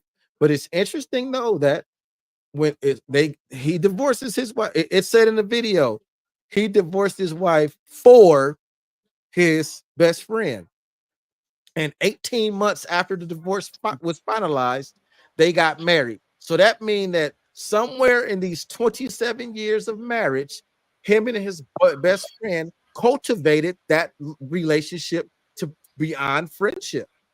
That happened. So the shit that they said in the video, when he's like, despite what people think, me and her never went there. No, maybe y'all possibly there's a possibility that y'all never had sex, but absolutely you guys had inappropriate relationships to the conversations. I mean, inappropriate conversations and we're speaking about things that led to the nurturing of romantic feelings. It sounds like something akin to an emotional affair. Well, you Yeah. tied that shit together in a nice, pretty ass bow. Because I kept saying, "Who knows?" But you're like, "That's how you know." Is that what you're saying, Tim? I'm just saying, I'm just trying to make sense of something that don't make sense. I get what you're saying. It's the I- question. Like that was the question, and you was like, "Well, that's how you know." Like, all right, I got you.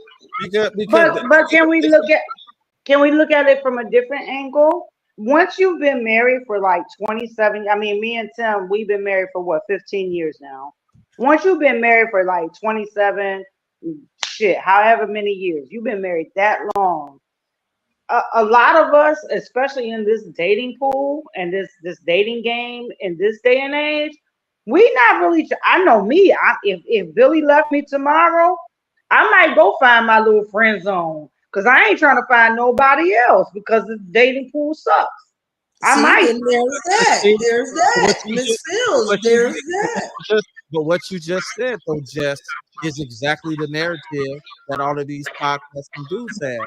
Is that the friend zone is literally just a place for you to be on the back burner for a woman.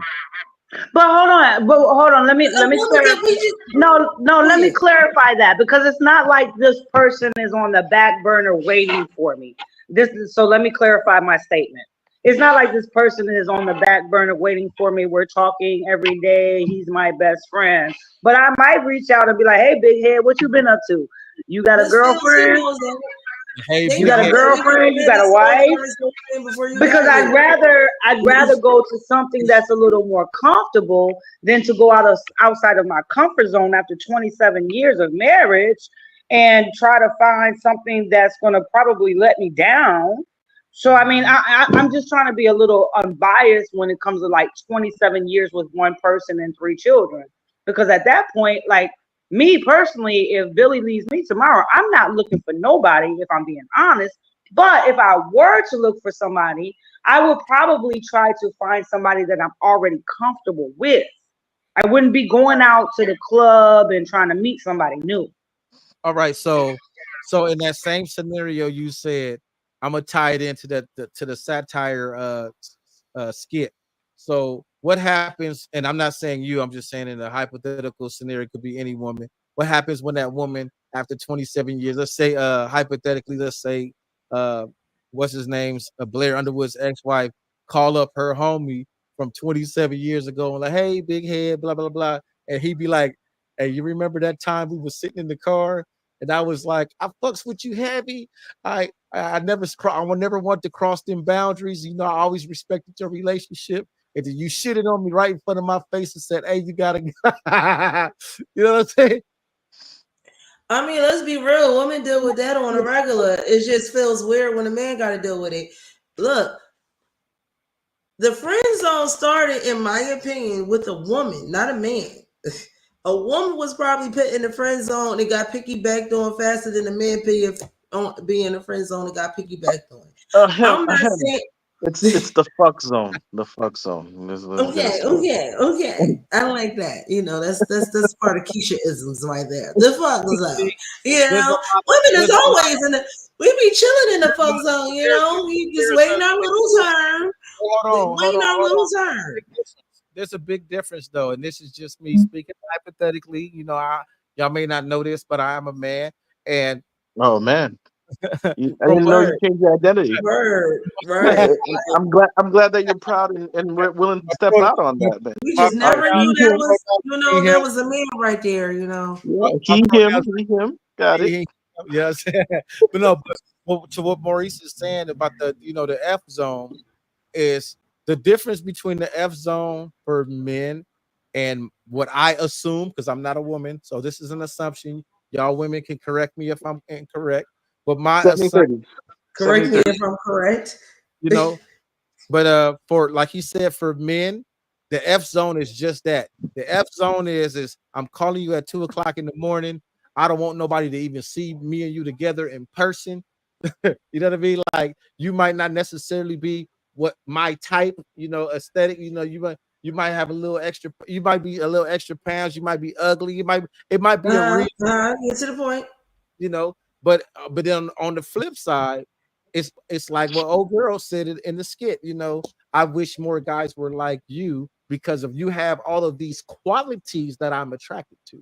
So she's attracted to a set of qualities, and she's like, you know what? I don't really see him like that because I'm not physically attracted to him, but I am attracted to these qualities. So I'm gonna let it linger around, and just in case. But for the dude, it's like, you know what? Bertha over here, I call up Susie, plan A, plan B, plan C, or you know what? Plan Z. Oh, plan Z made it. Okay, let me go see what's cracking with plan Z. You know what I mean? Back to That's me saying men do it as well. Like we all do it. but what I'm saying is that the difference is in the intention and the motive. The intention and the motive for men with the F zone is you are an alternative to beating off. Beating off Okay, and then they will. The same thing with the friend zone. It's the same thing with the sex zone. We don't gotta say fuck. You can just say sex. We're grown. All right, man. Sex zone. The same thing with the sex zone. The person that's just stuck in there can fuck around and graduate and become a wife or a husband.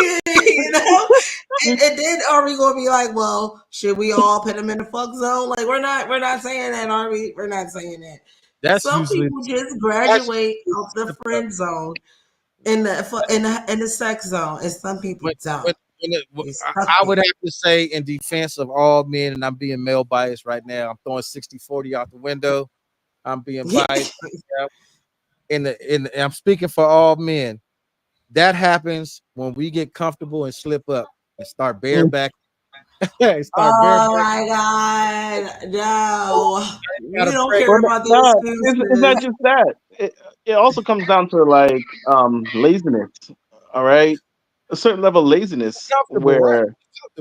Well, no, it's not just Cop comfort. out. Like there's a certain level of laziness where the girl that you actually want has a certain requirement that you are not willing to meet anymore.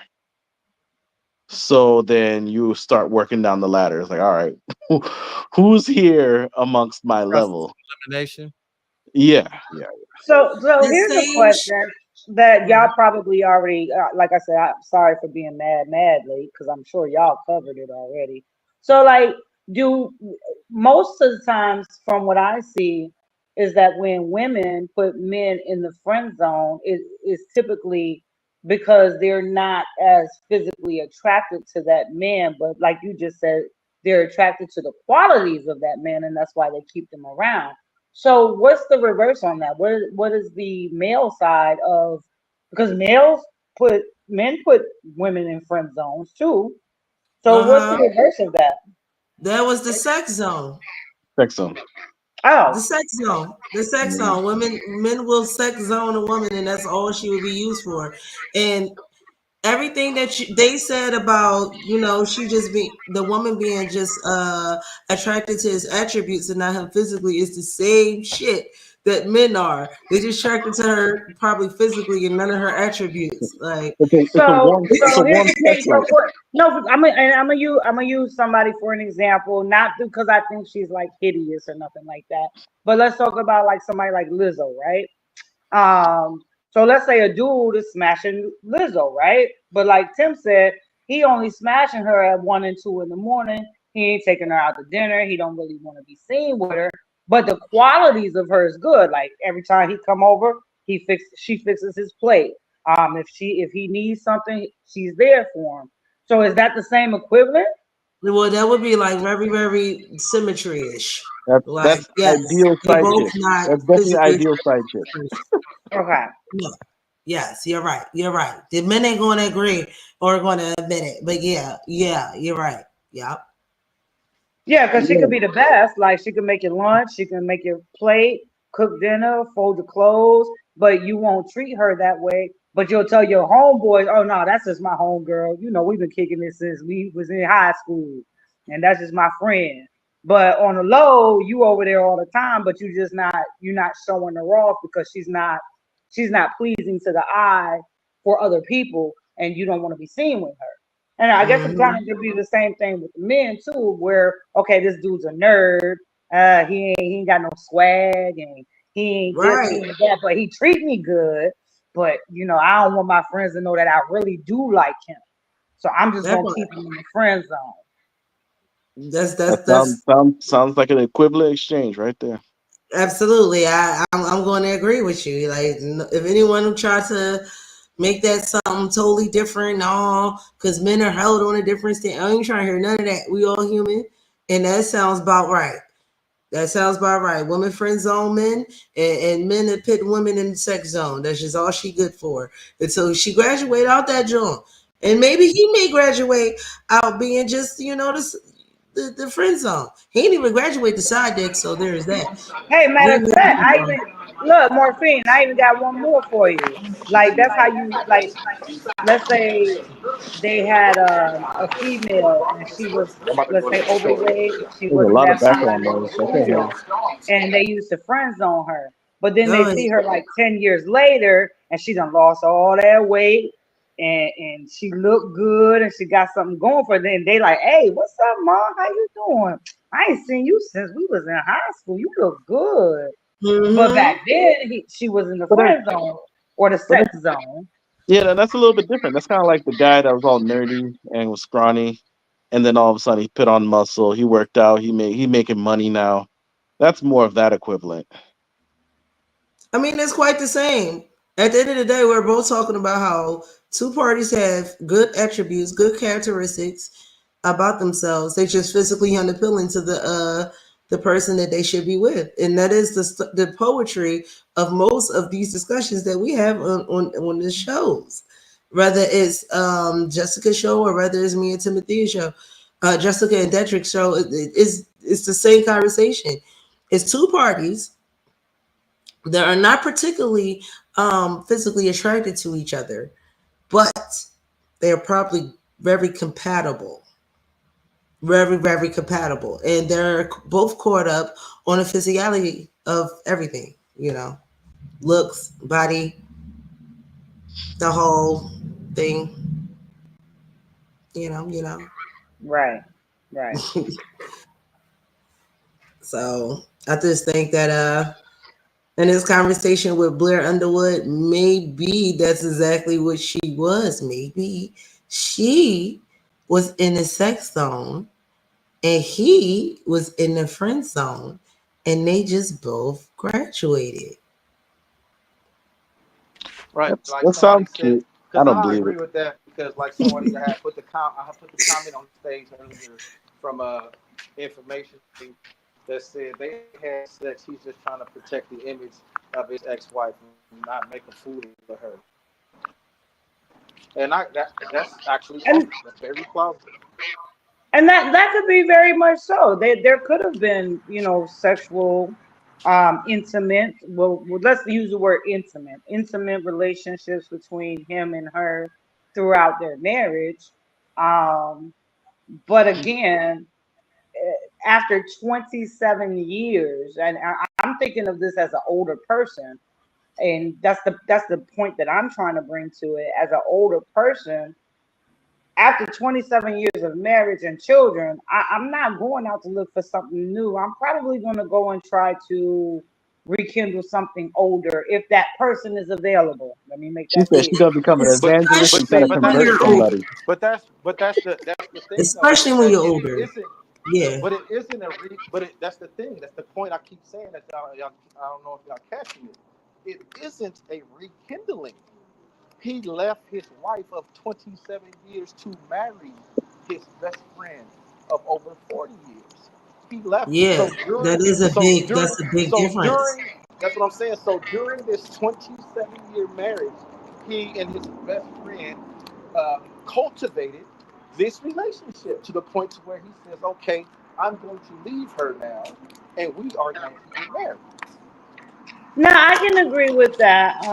If he purposely left his wife to be with her, like I said, I don't follow celebrities like that. So the little clip you showed me is really all I know about the situation.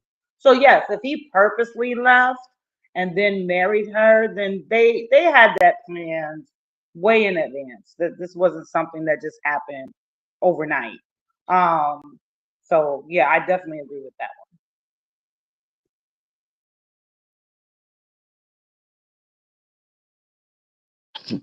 Jessica Right. talking about. So this whole notion of the friend zone being a Mhm. toxic place, like all these podcasters are saying, kind of does have some validity. Let's say, if the storyline, if the headlines were different and it just said like, okay, they finally called it quits and they're getting divorced, and then he reached out to her and was like, hey, I'm getting divorced, I what's up?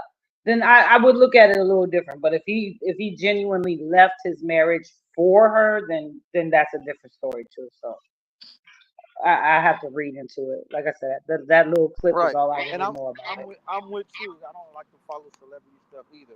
But in the articles that I read, because I read People's magazine and People's magazine, Timotheus, you're really low.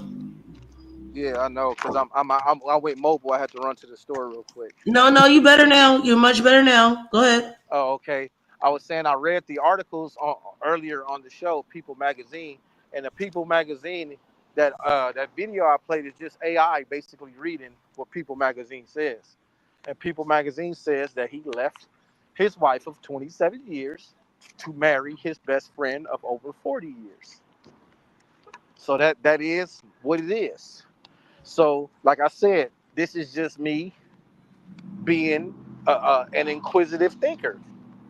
If if I'm going to leave my wife for someone else, me and this person that I'm leaving her for has had time to cultivate this relationship to the point to where I want to marry this person now.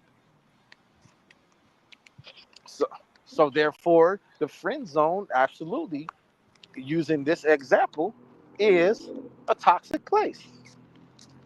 Having letting your husband have a female best friend, or letting your wife have a male best friend, can be a slippery slope. Not saying I'm saying can be, and not in a definitive, absolute manner, but it can be. Yeah, I think we gotta leave room for being prudent and cautious. Like I think a lot of times we're looking for guarantees and definites. Like there's no hard lines in this world, man. And you got to move about this world with a certain sense of wisdom, understanding. Yes, there's some level of prediction that you can have in this situation, but it doesn't mean that's exactly what's going to happen in that way. Like, I would say it's prudent to stay away from befriending the opposite sex. Does it work for some people? Yes, of course. But again, I don't think it's a very prudent thing to do. So the Hold on, real quick. the How old? exception would How be, old are their children? I don't know, They're probably all grown by now, right? 27 years married. They're probably right, all grown. and that would still play to my notion too.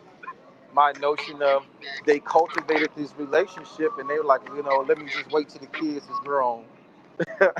Yeah, no, You know, that's actually what I was. That's what I was hinting on. Where like he married this. Well, I mean, maybe the friend. Let's say, and again, I always try to be unbiased. Maybe the friend at that time wasn't available, so he married the wife, and then they had children together. And he said, "Well, no, I need to stick with this marriage until at least the kids are grown and they're on their way, and then after that we can do." So, like you said, cultivating the relationship. So he always knew that eventually he would want to marry and be in a relationship with that woman versus his wife. I mean, we're all human. I mean, I don't really try to judge people based I on agree. stuff like that because especially when you have children involved because then your children become your priority for a lot of people. And it's like, you know what? This is my wife, and that doesn't mean that he doesn't love his wife. In my opinion, doesn't necessarily mean he doesn't love his wife because I've never really heard anything bad about the man in the years that he's been an actor. So like there was no smears on social media or in the news where he was cheating on his wife or anything like that. So at the very least, if nothing else, whatever he was doing, he kept that shit on wraps because he wanted to protect his family.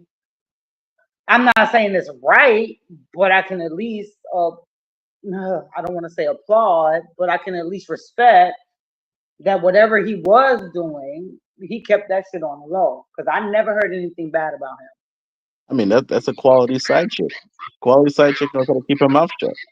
That's how you do it. Well, and that, no, and that's discipline too. I mean, I'm just saying, it just sometimes things happen, and you make the decisions that you make based on your situation.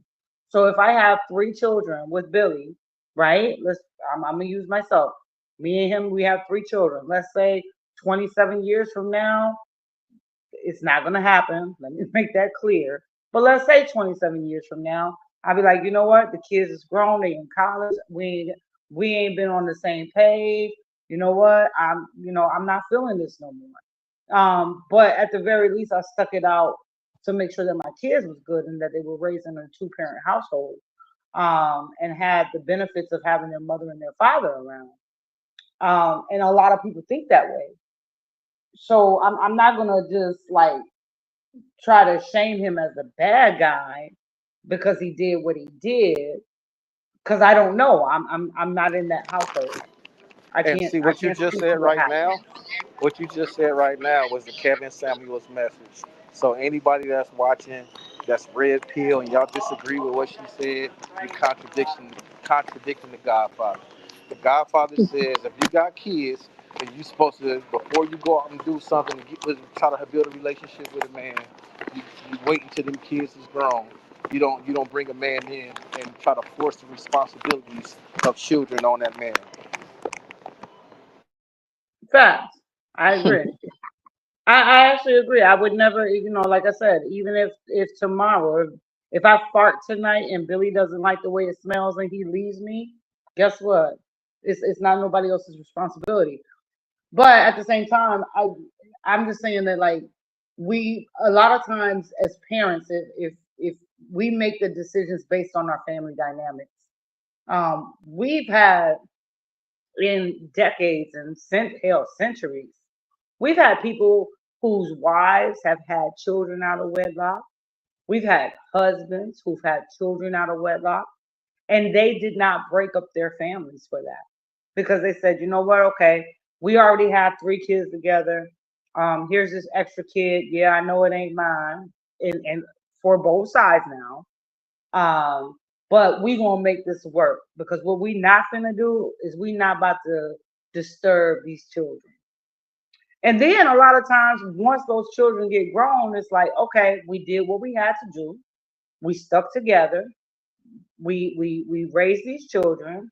Now the children are gone. They're on their own mission and their own families. Now it's done. And a lot of people do that. A lot of people won't say that they do that, but they do. Oh yeah, that's a. I was surprised how popular it was.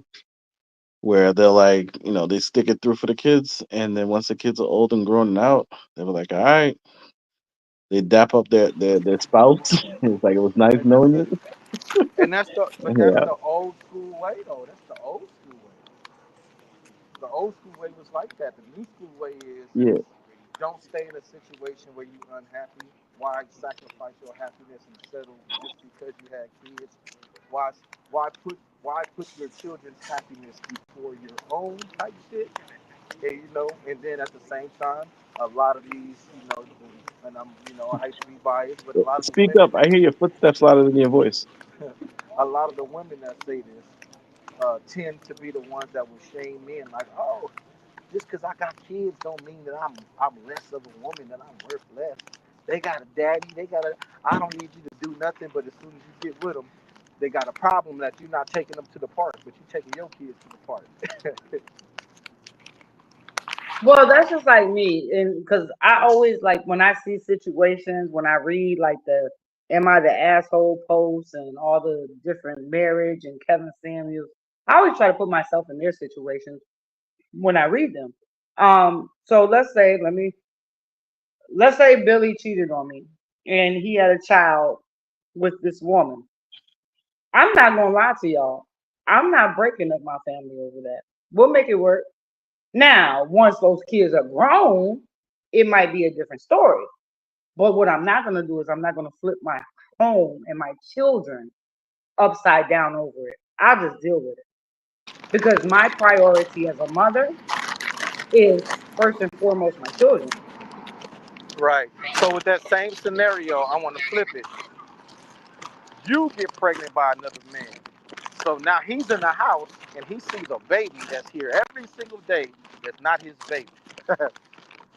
This baby is walking around crying, crawling, seeing him every day. It's a whole different get down. And then Hey, Tim, no, like there's certain aspects of the woman experience that a man will never understand. This is one of those aspects a woman will never understand. No, I understand that because 9 times out of 10, that woman is going to be in the house with that man with that child. So it's a constant reminder, for one, of the infidelity.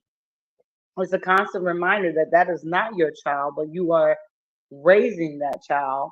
But, I mean, that goes into a whole different subject and, where and if people, would that man be an asshole if that little baby start being like, Dad? He's like, I ain't your goddamn daddy. Is he really being an asshole? Now, if he ends hold up on, it depends on what the arrangement was, though. To me, because and I'll say this, for example, I watched Lauren Lake. I love Paternity Court. It's one thing if the man accepted that responsibility, if she was honest with him. Let me start with that. If she was honest with him and he accepted that, then yes, I would call him an asshole because you accepted that. She was honest with you. She told you the truth. You said, I'm not leaving. We're going to do this together. And if you start treating that child differently, then you got to go. Yeah, no, I mean, I was gonna say it's basically the same thing. I completely agree with that. Like, as a man, if you sign on to take care of somebody else's kid, you can't be like halfway through and be like, nah, this ain't my kid no more. Like, that's your kid, bro. You better you gotta go for the long haul and handle And this Now, is business. why. if she was dishonest and things came out, and then he decided like, oh, I'm not doing this because I didn't even know this wasn't my kid or whatever, then This that's is a why. different story to me. Well, That's that's a why. that's a clear breach of contract, right? But There was that's a why I'm contract the that dude these that are would supposed to Right. leave. be my kids, and But they're that's not why my I'm the kids. man that would leave. I'm the man So that would leave if my wife came back and said, I cheated and I got pregnant with somebody. I am ghost. I'm gone. Peace, deuces. I'll take care. I'll do what I gotta do for my kids, but that other one, you on your own. When it comes, whatever the designated days are, like, we got a custody order. I get them on these days. Don't bring that other baby with you. Can you watch this baby while I go to work? No. That baby got a whole daddy. That baby got that side of the family. You should have thought of that shit when you was doing the shit that she was fucking doing. I have absolutely no child. I'm the asshole. That is me. That would be me. No, I but would that absolutely be no, the wait, asshole. that doesn't no, hold on. That doesn't make you an asshole though.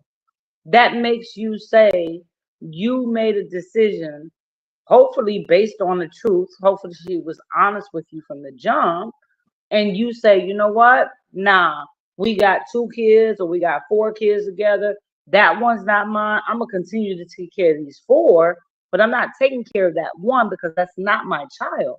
That doesn't make you an asshole. Now, it does, however, hold on.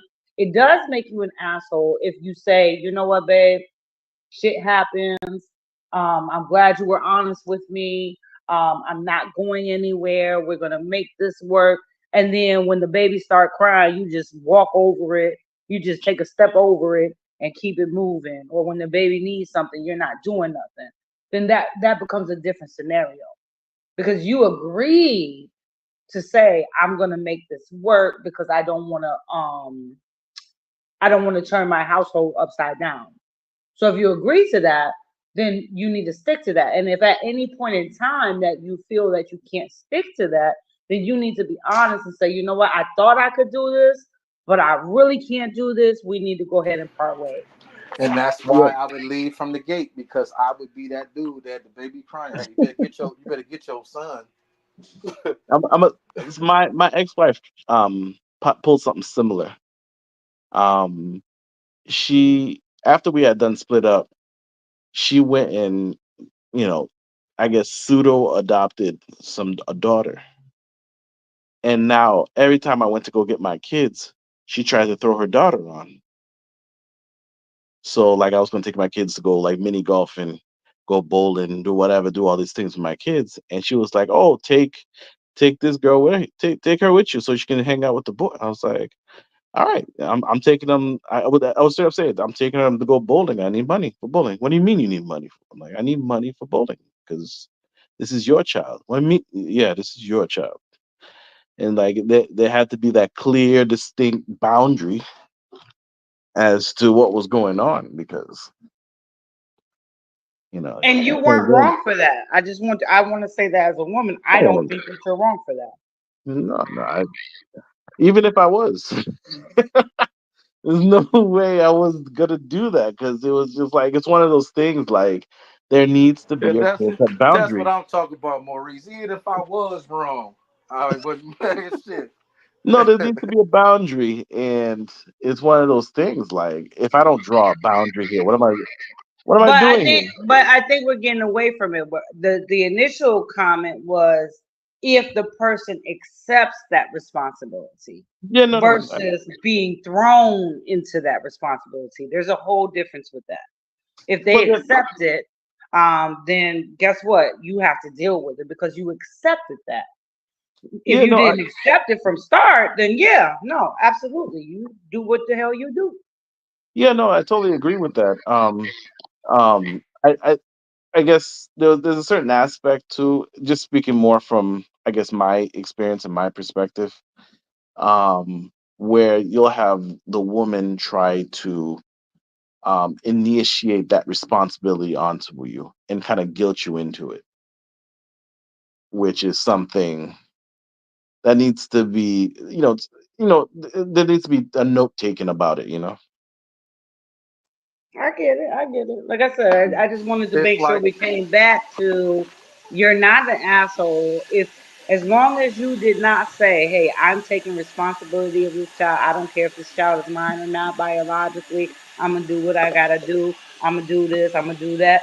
Then if you start to veer away from that, then yeah, you're kind of the asshole because you accepted that. You're a whole lot of things.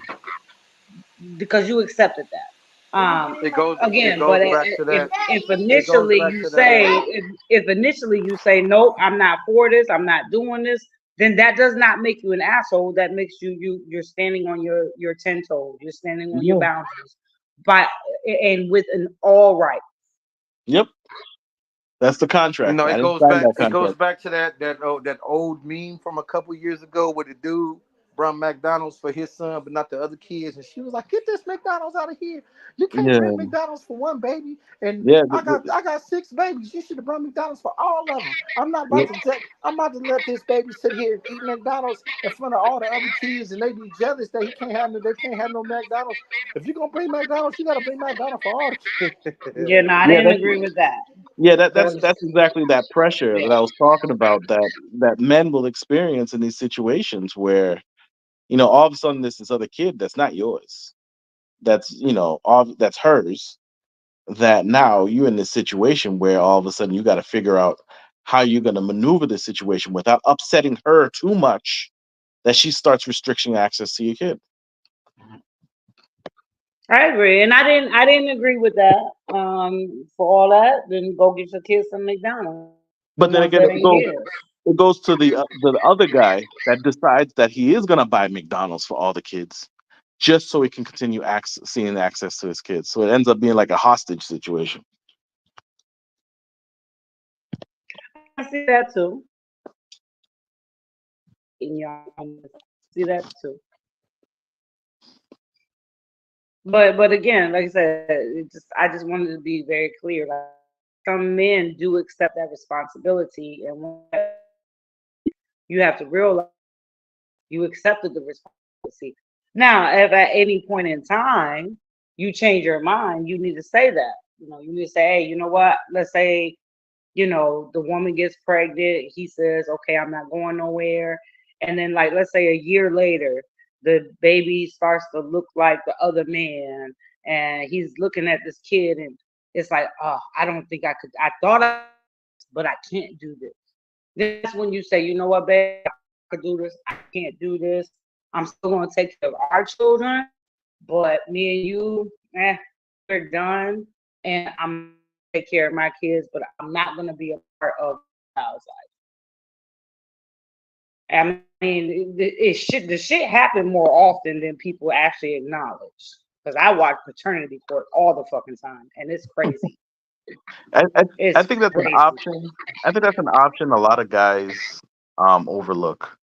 Like you can get to the point and you realize you bit off way more than you can chew. You're not at that level to be able to handle as much as you thought you did, and you need to make an exit strategy one way or another. And that should be perfectly okay. I think that should be perfectly okay. Like, hey, I tried. I thought I could do this. I really can't. Yeah. Every time I look at them, her, The- it reminds I mean, me of towards me, and I just can't do it. And I think that if people do it that way, it would be a little bit easier, in my opinion. Yes, one, I agree that men should exercise that option when they feel necessary to. But two, usually, once a man had exercised the previous option of staying in the child's life, like early on, and then realizing later, usually trying to unravel that usually means documentations. It's not like he can have a conversation with, the reasonable woman that he can't get along with and exit out of the situation without having to deal with possibly child support and all the other aspects that come along with you know the thing that he's trying to avoid. I agree with that as well. That's why I advocate and I tell people, like, do not sign a birth certificate if you're not But sure. I was gonna Like say, that. I'm But like, I'm not against child support. I'm against child support when it's you breaking misused. up, Tim. I was saying, can You you hear me breaking up now? bad. Yeah, that's bad.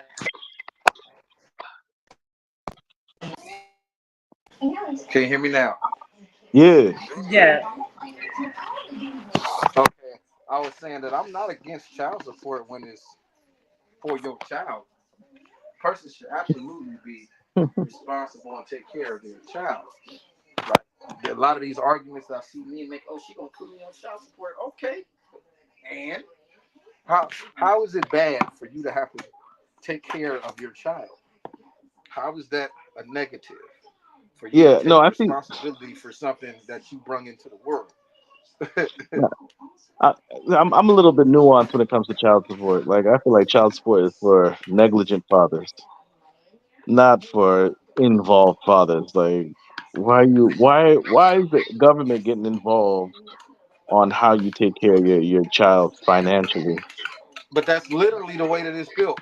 My homeboy, he got divorced from his wife, and they got their custody split to where neither one of them have to pay a dollar.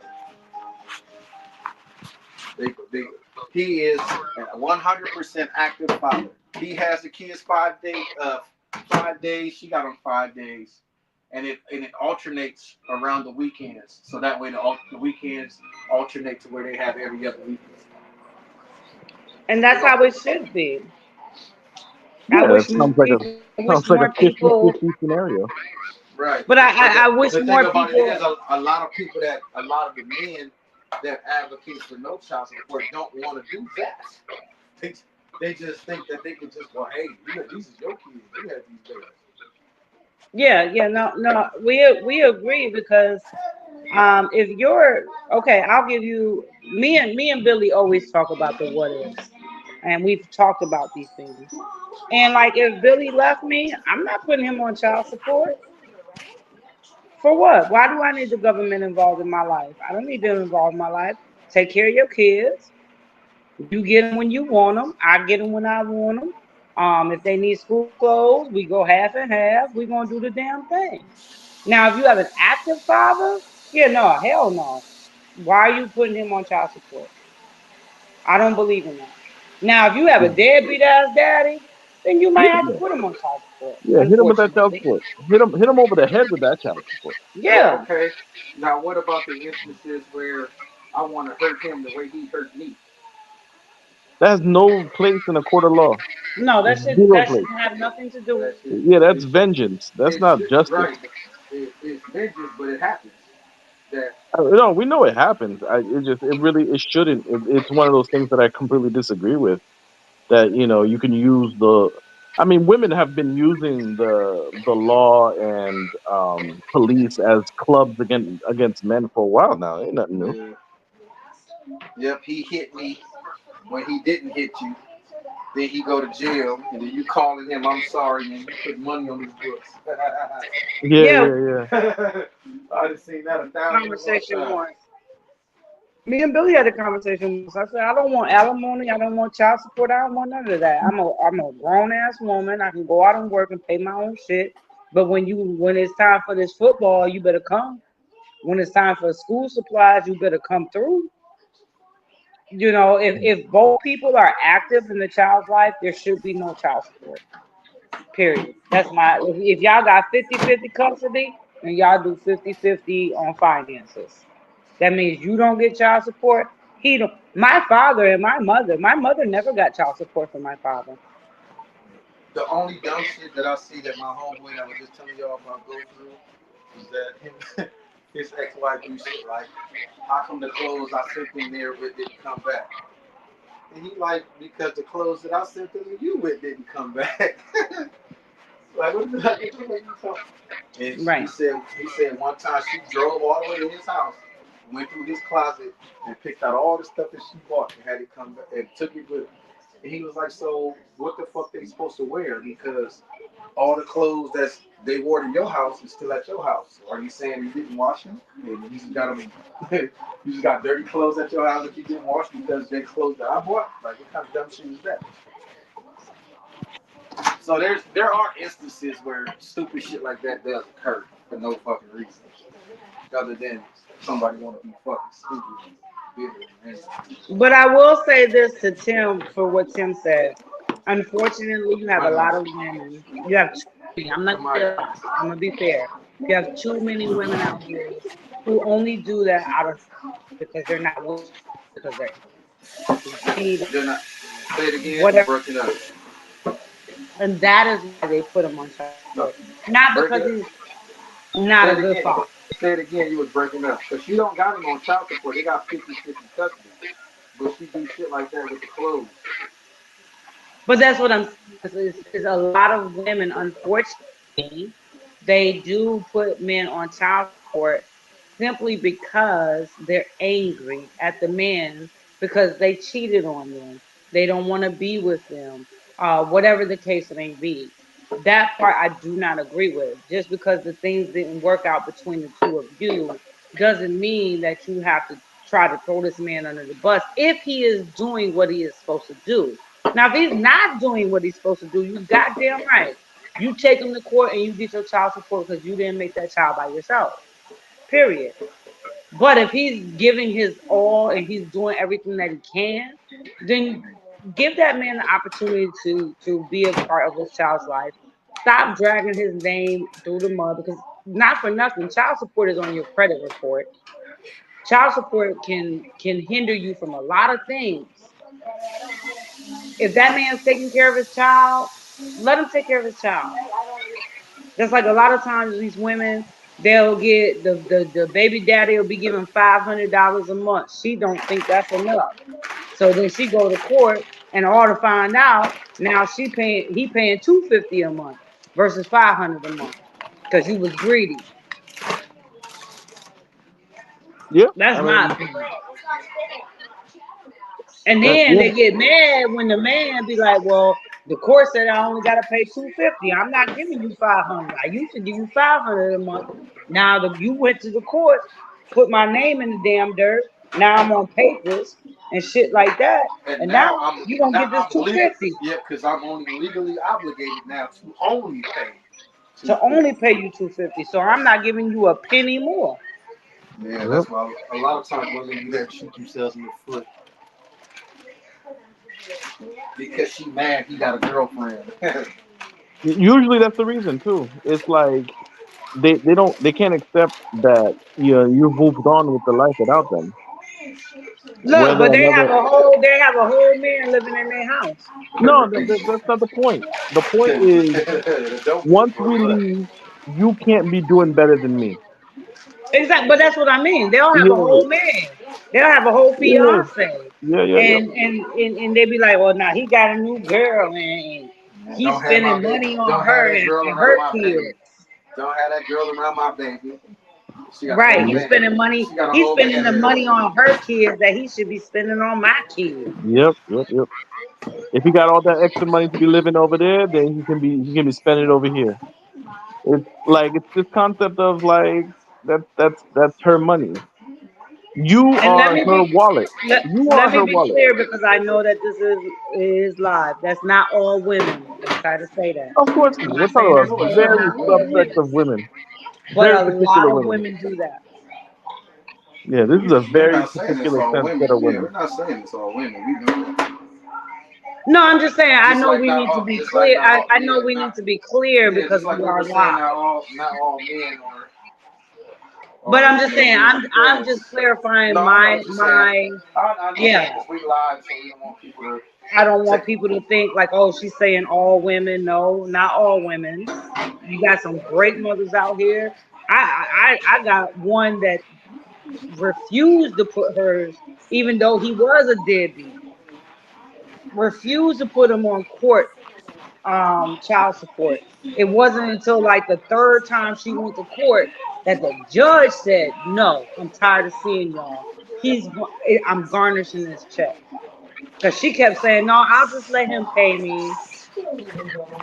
I'll just let him pay me." And I think the third time the judge was like, "No, hell with that, because I'm tired of seeing him.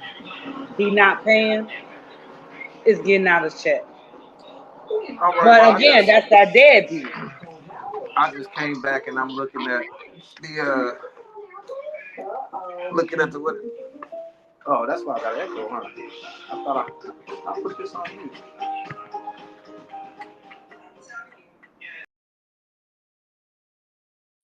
All right. So now that I'm back at the house, I'm looking at the. Thank God. That was awesome. Yeah, that was painful, man. I apologize. I wanted to say I appreciate you guys for coming on the show because we at the 2 hour mark, and I don't want to hold y'all all night because I know y'all on a different coast and it's a lot later for y'all than it is for me. And just do your shouts out and tell everybody where they can find you and where they and yeah. I guess I'll go. Come check me out on my YouTube channel, Maxi Studio Music. That's lowercase M-A capital X lowercase S-I Studio Music on YouTube. Double check your spell check. It likes to mess up the I and the S at the end. It's at the So make bottom of sure the screen right there, everybody. Yep, but bottom of the screen, the way it's spelled. Yeah, check out my tracks. Like, subscribe, leave your comments. Love to hearing what people think about the stuff. So come check it out. All righty, Miss Fields. All right, real quick. Come check us out Thursday. We are working on getting everything transferred and getting on YouTube. So hopefully we'll have that done really quickly. But every Thursday night at 8:30 p.m. Eastern Time, check out Soul Flow Conversations, where we have conversations just like we've had here on different topics of life, politics, just everything. We touch upon everything. Sometimes we just talk about football and shoot the shit. So come check us out. Again, I will be working with Dedrick, who is the host. I am the co-host on getting this YouTube thing set up. So I'll be able to give you more information once we get that done. All right. And as you all know, I'm Timotheus, and this is More Conversations with the Average Black Man. And we will see you next Monday, or we might skip a week. I don't know. Hopefully, we'll be back Monday with a new topic. We might even hit into these politics because next week will be a week before the election. So, all right. Until the next time, everybody. All right.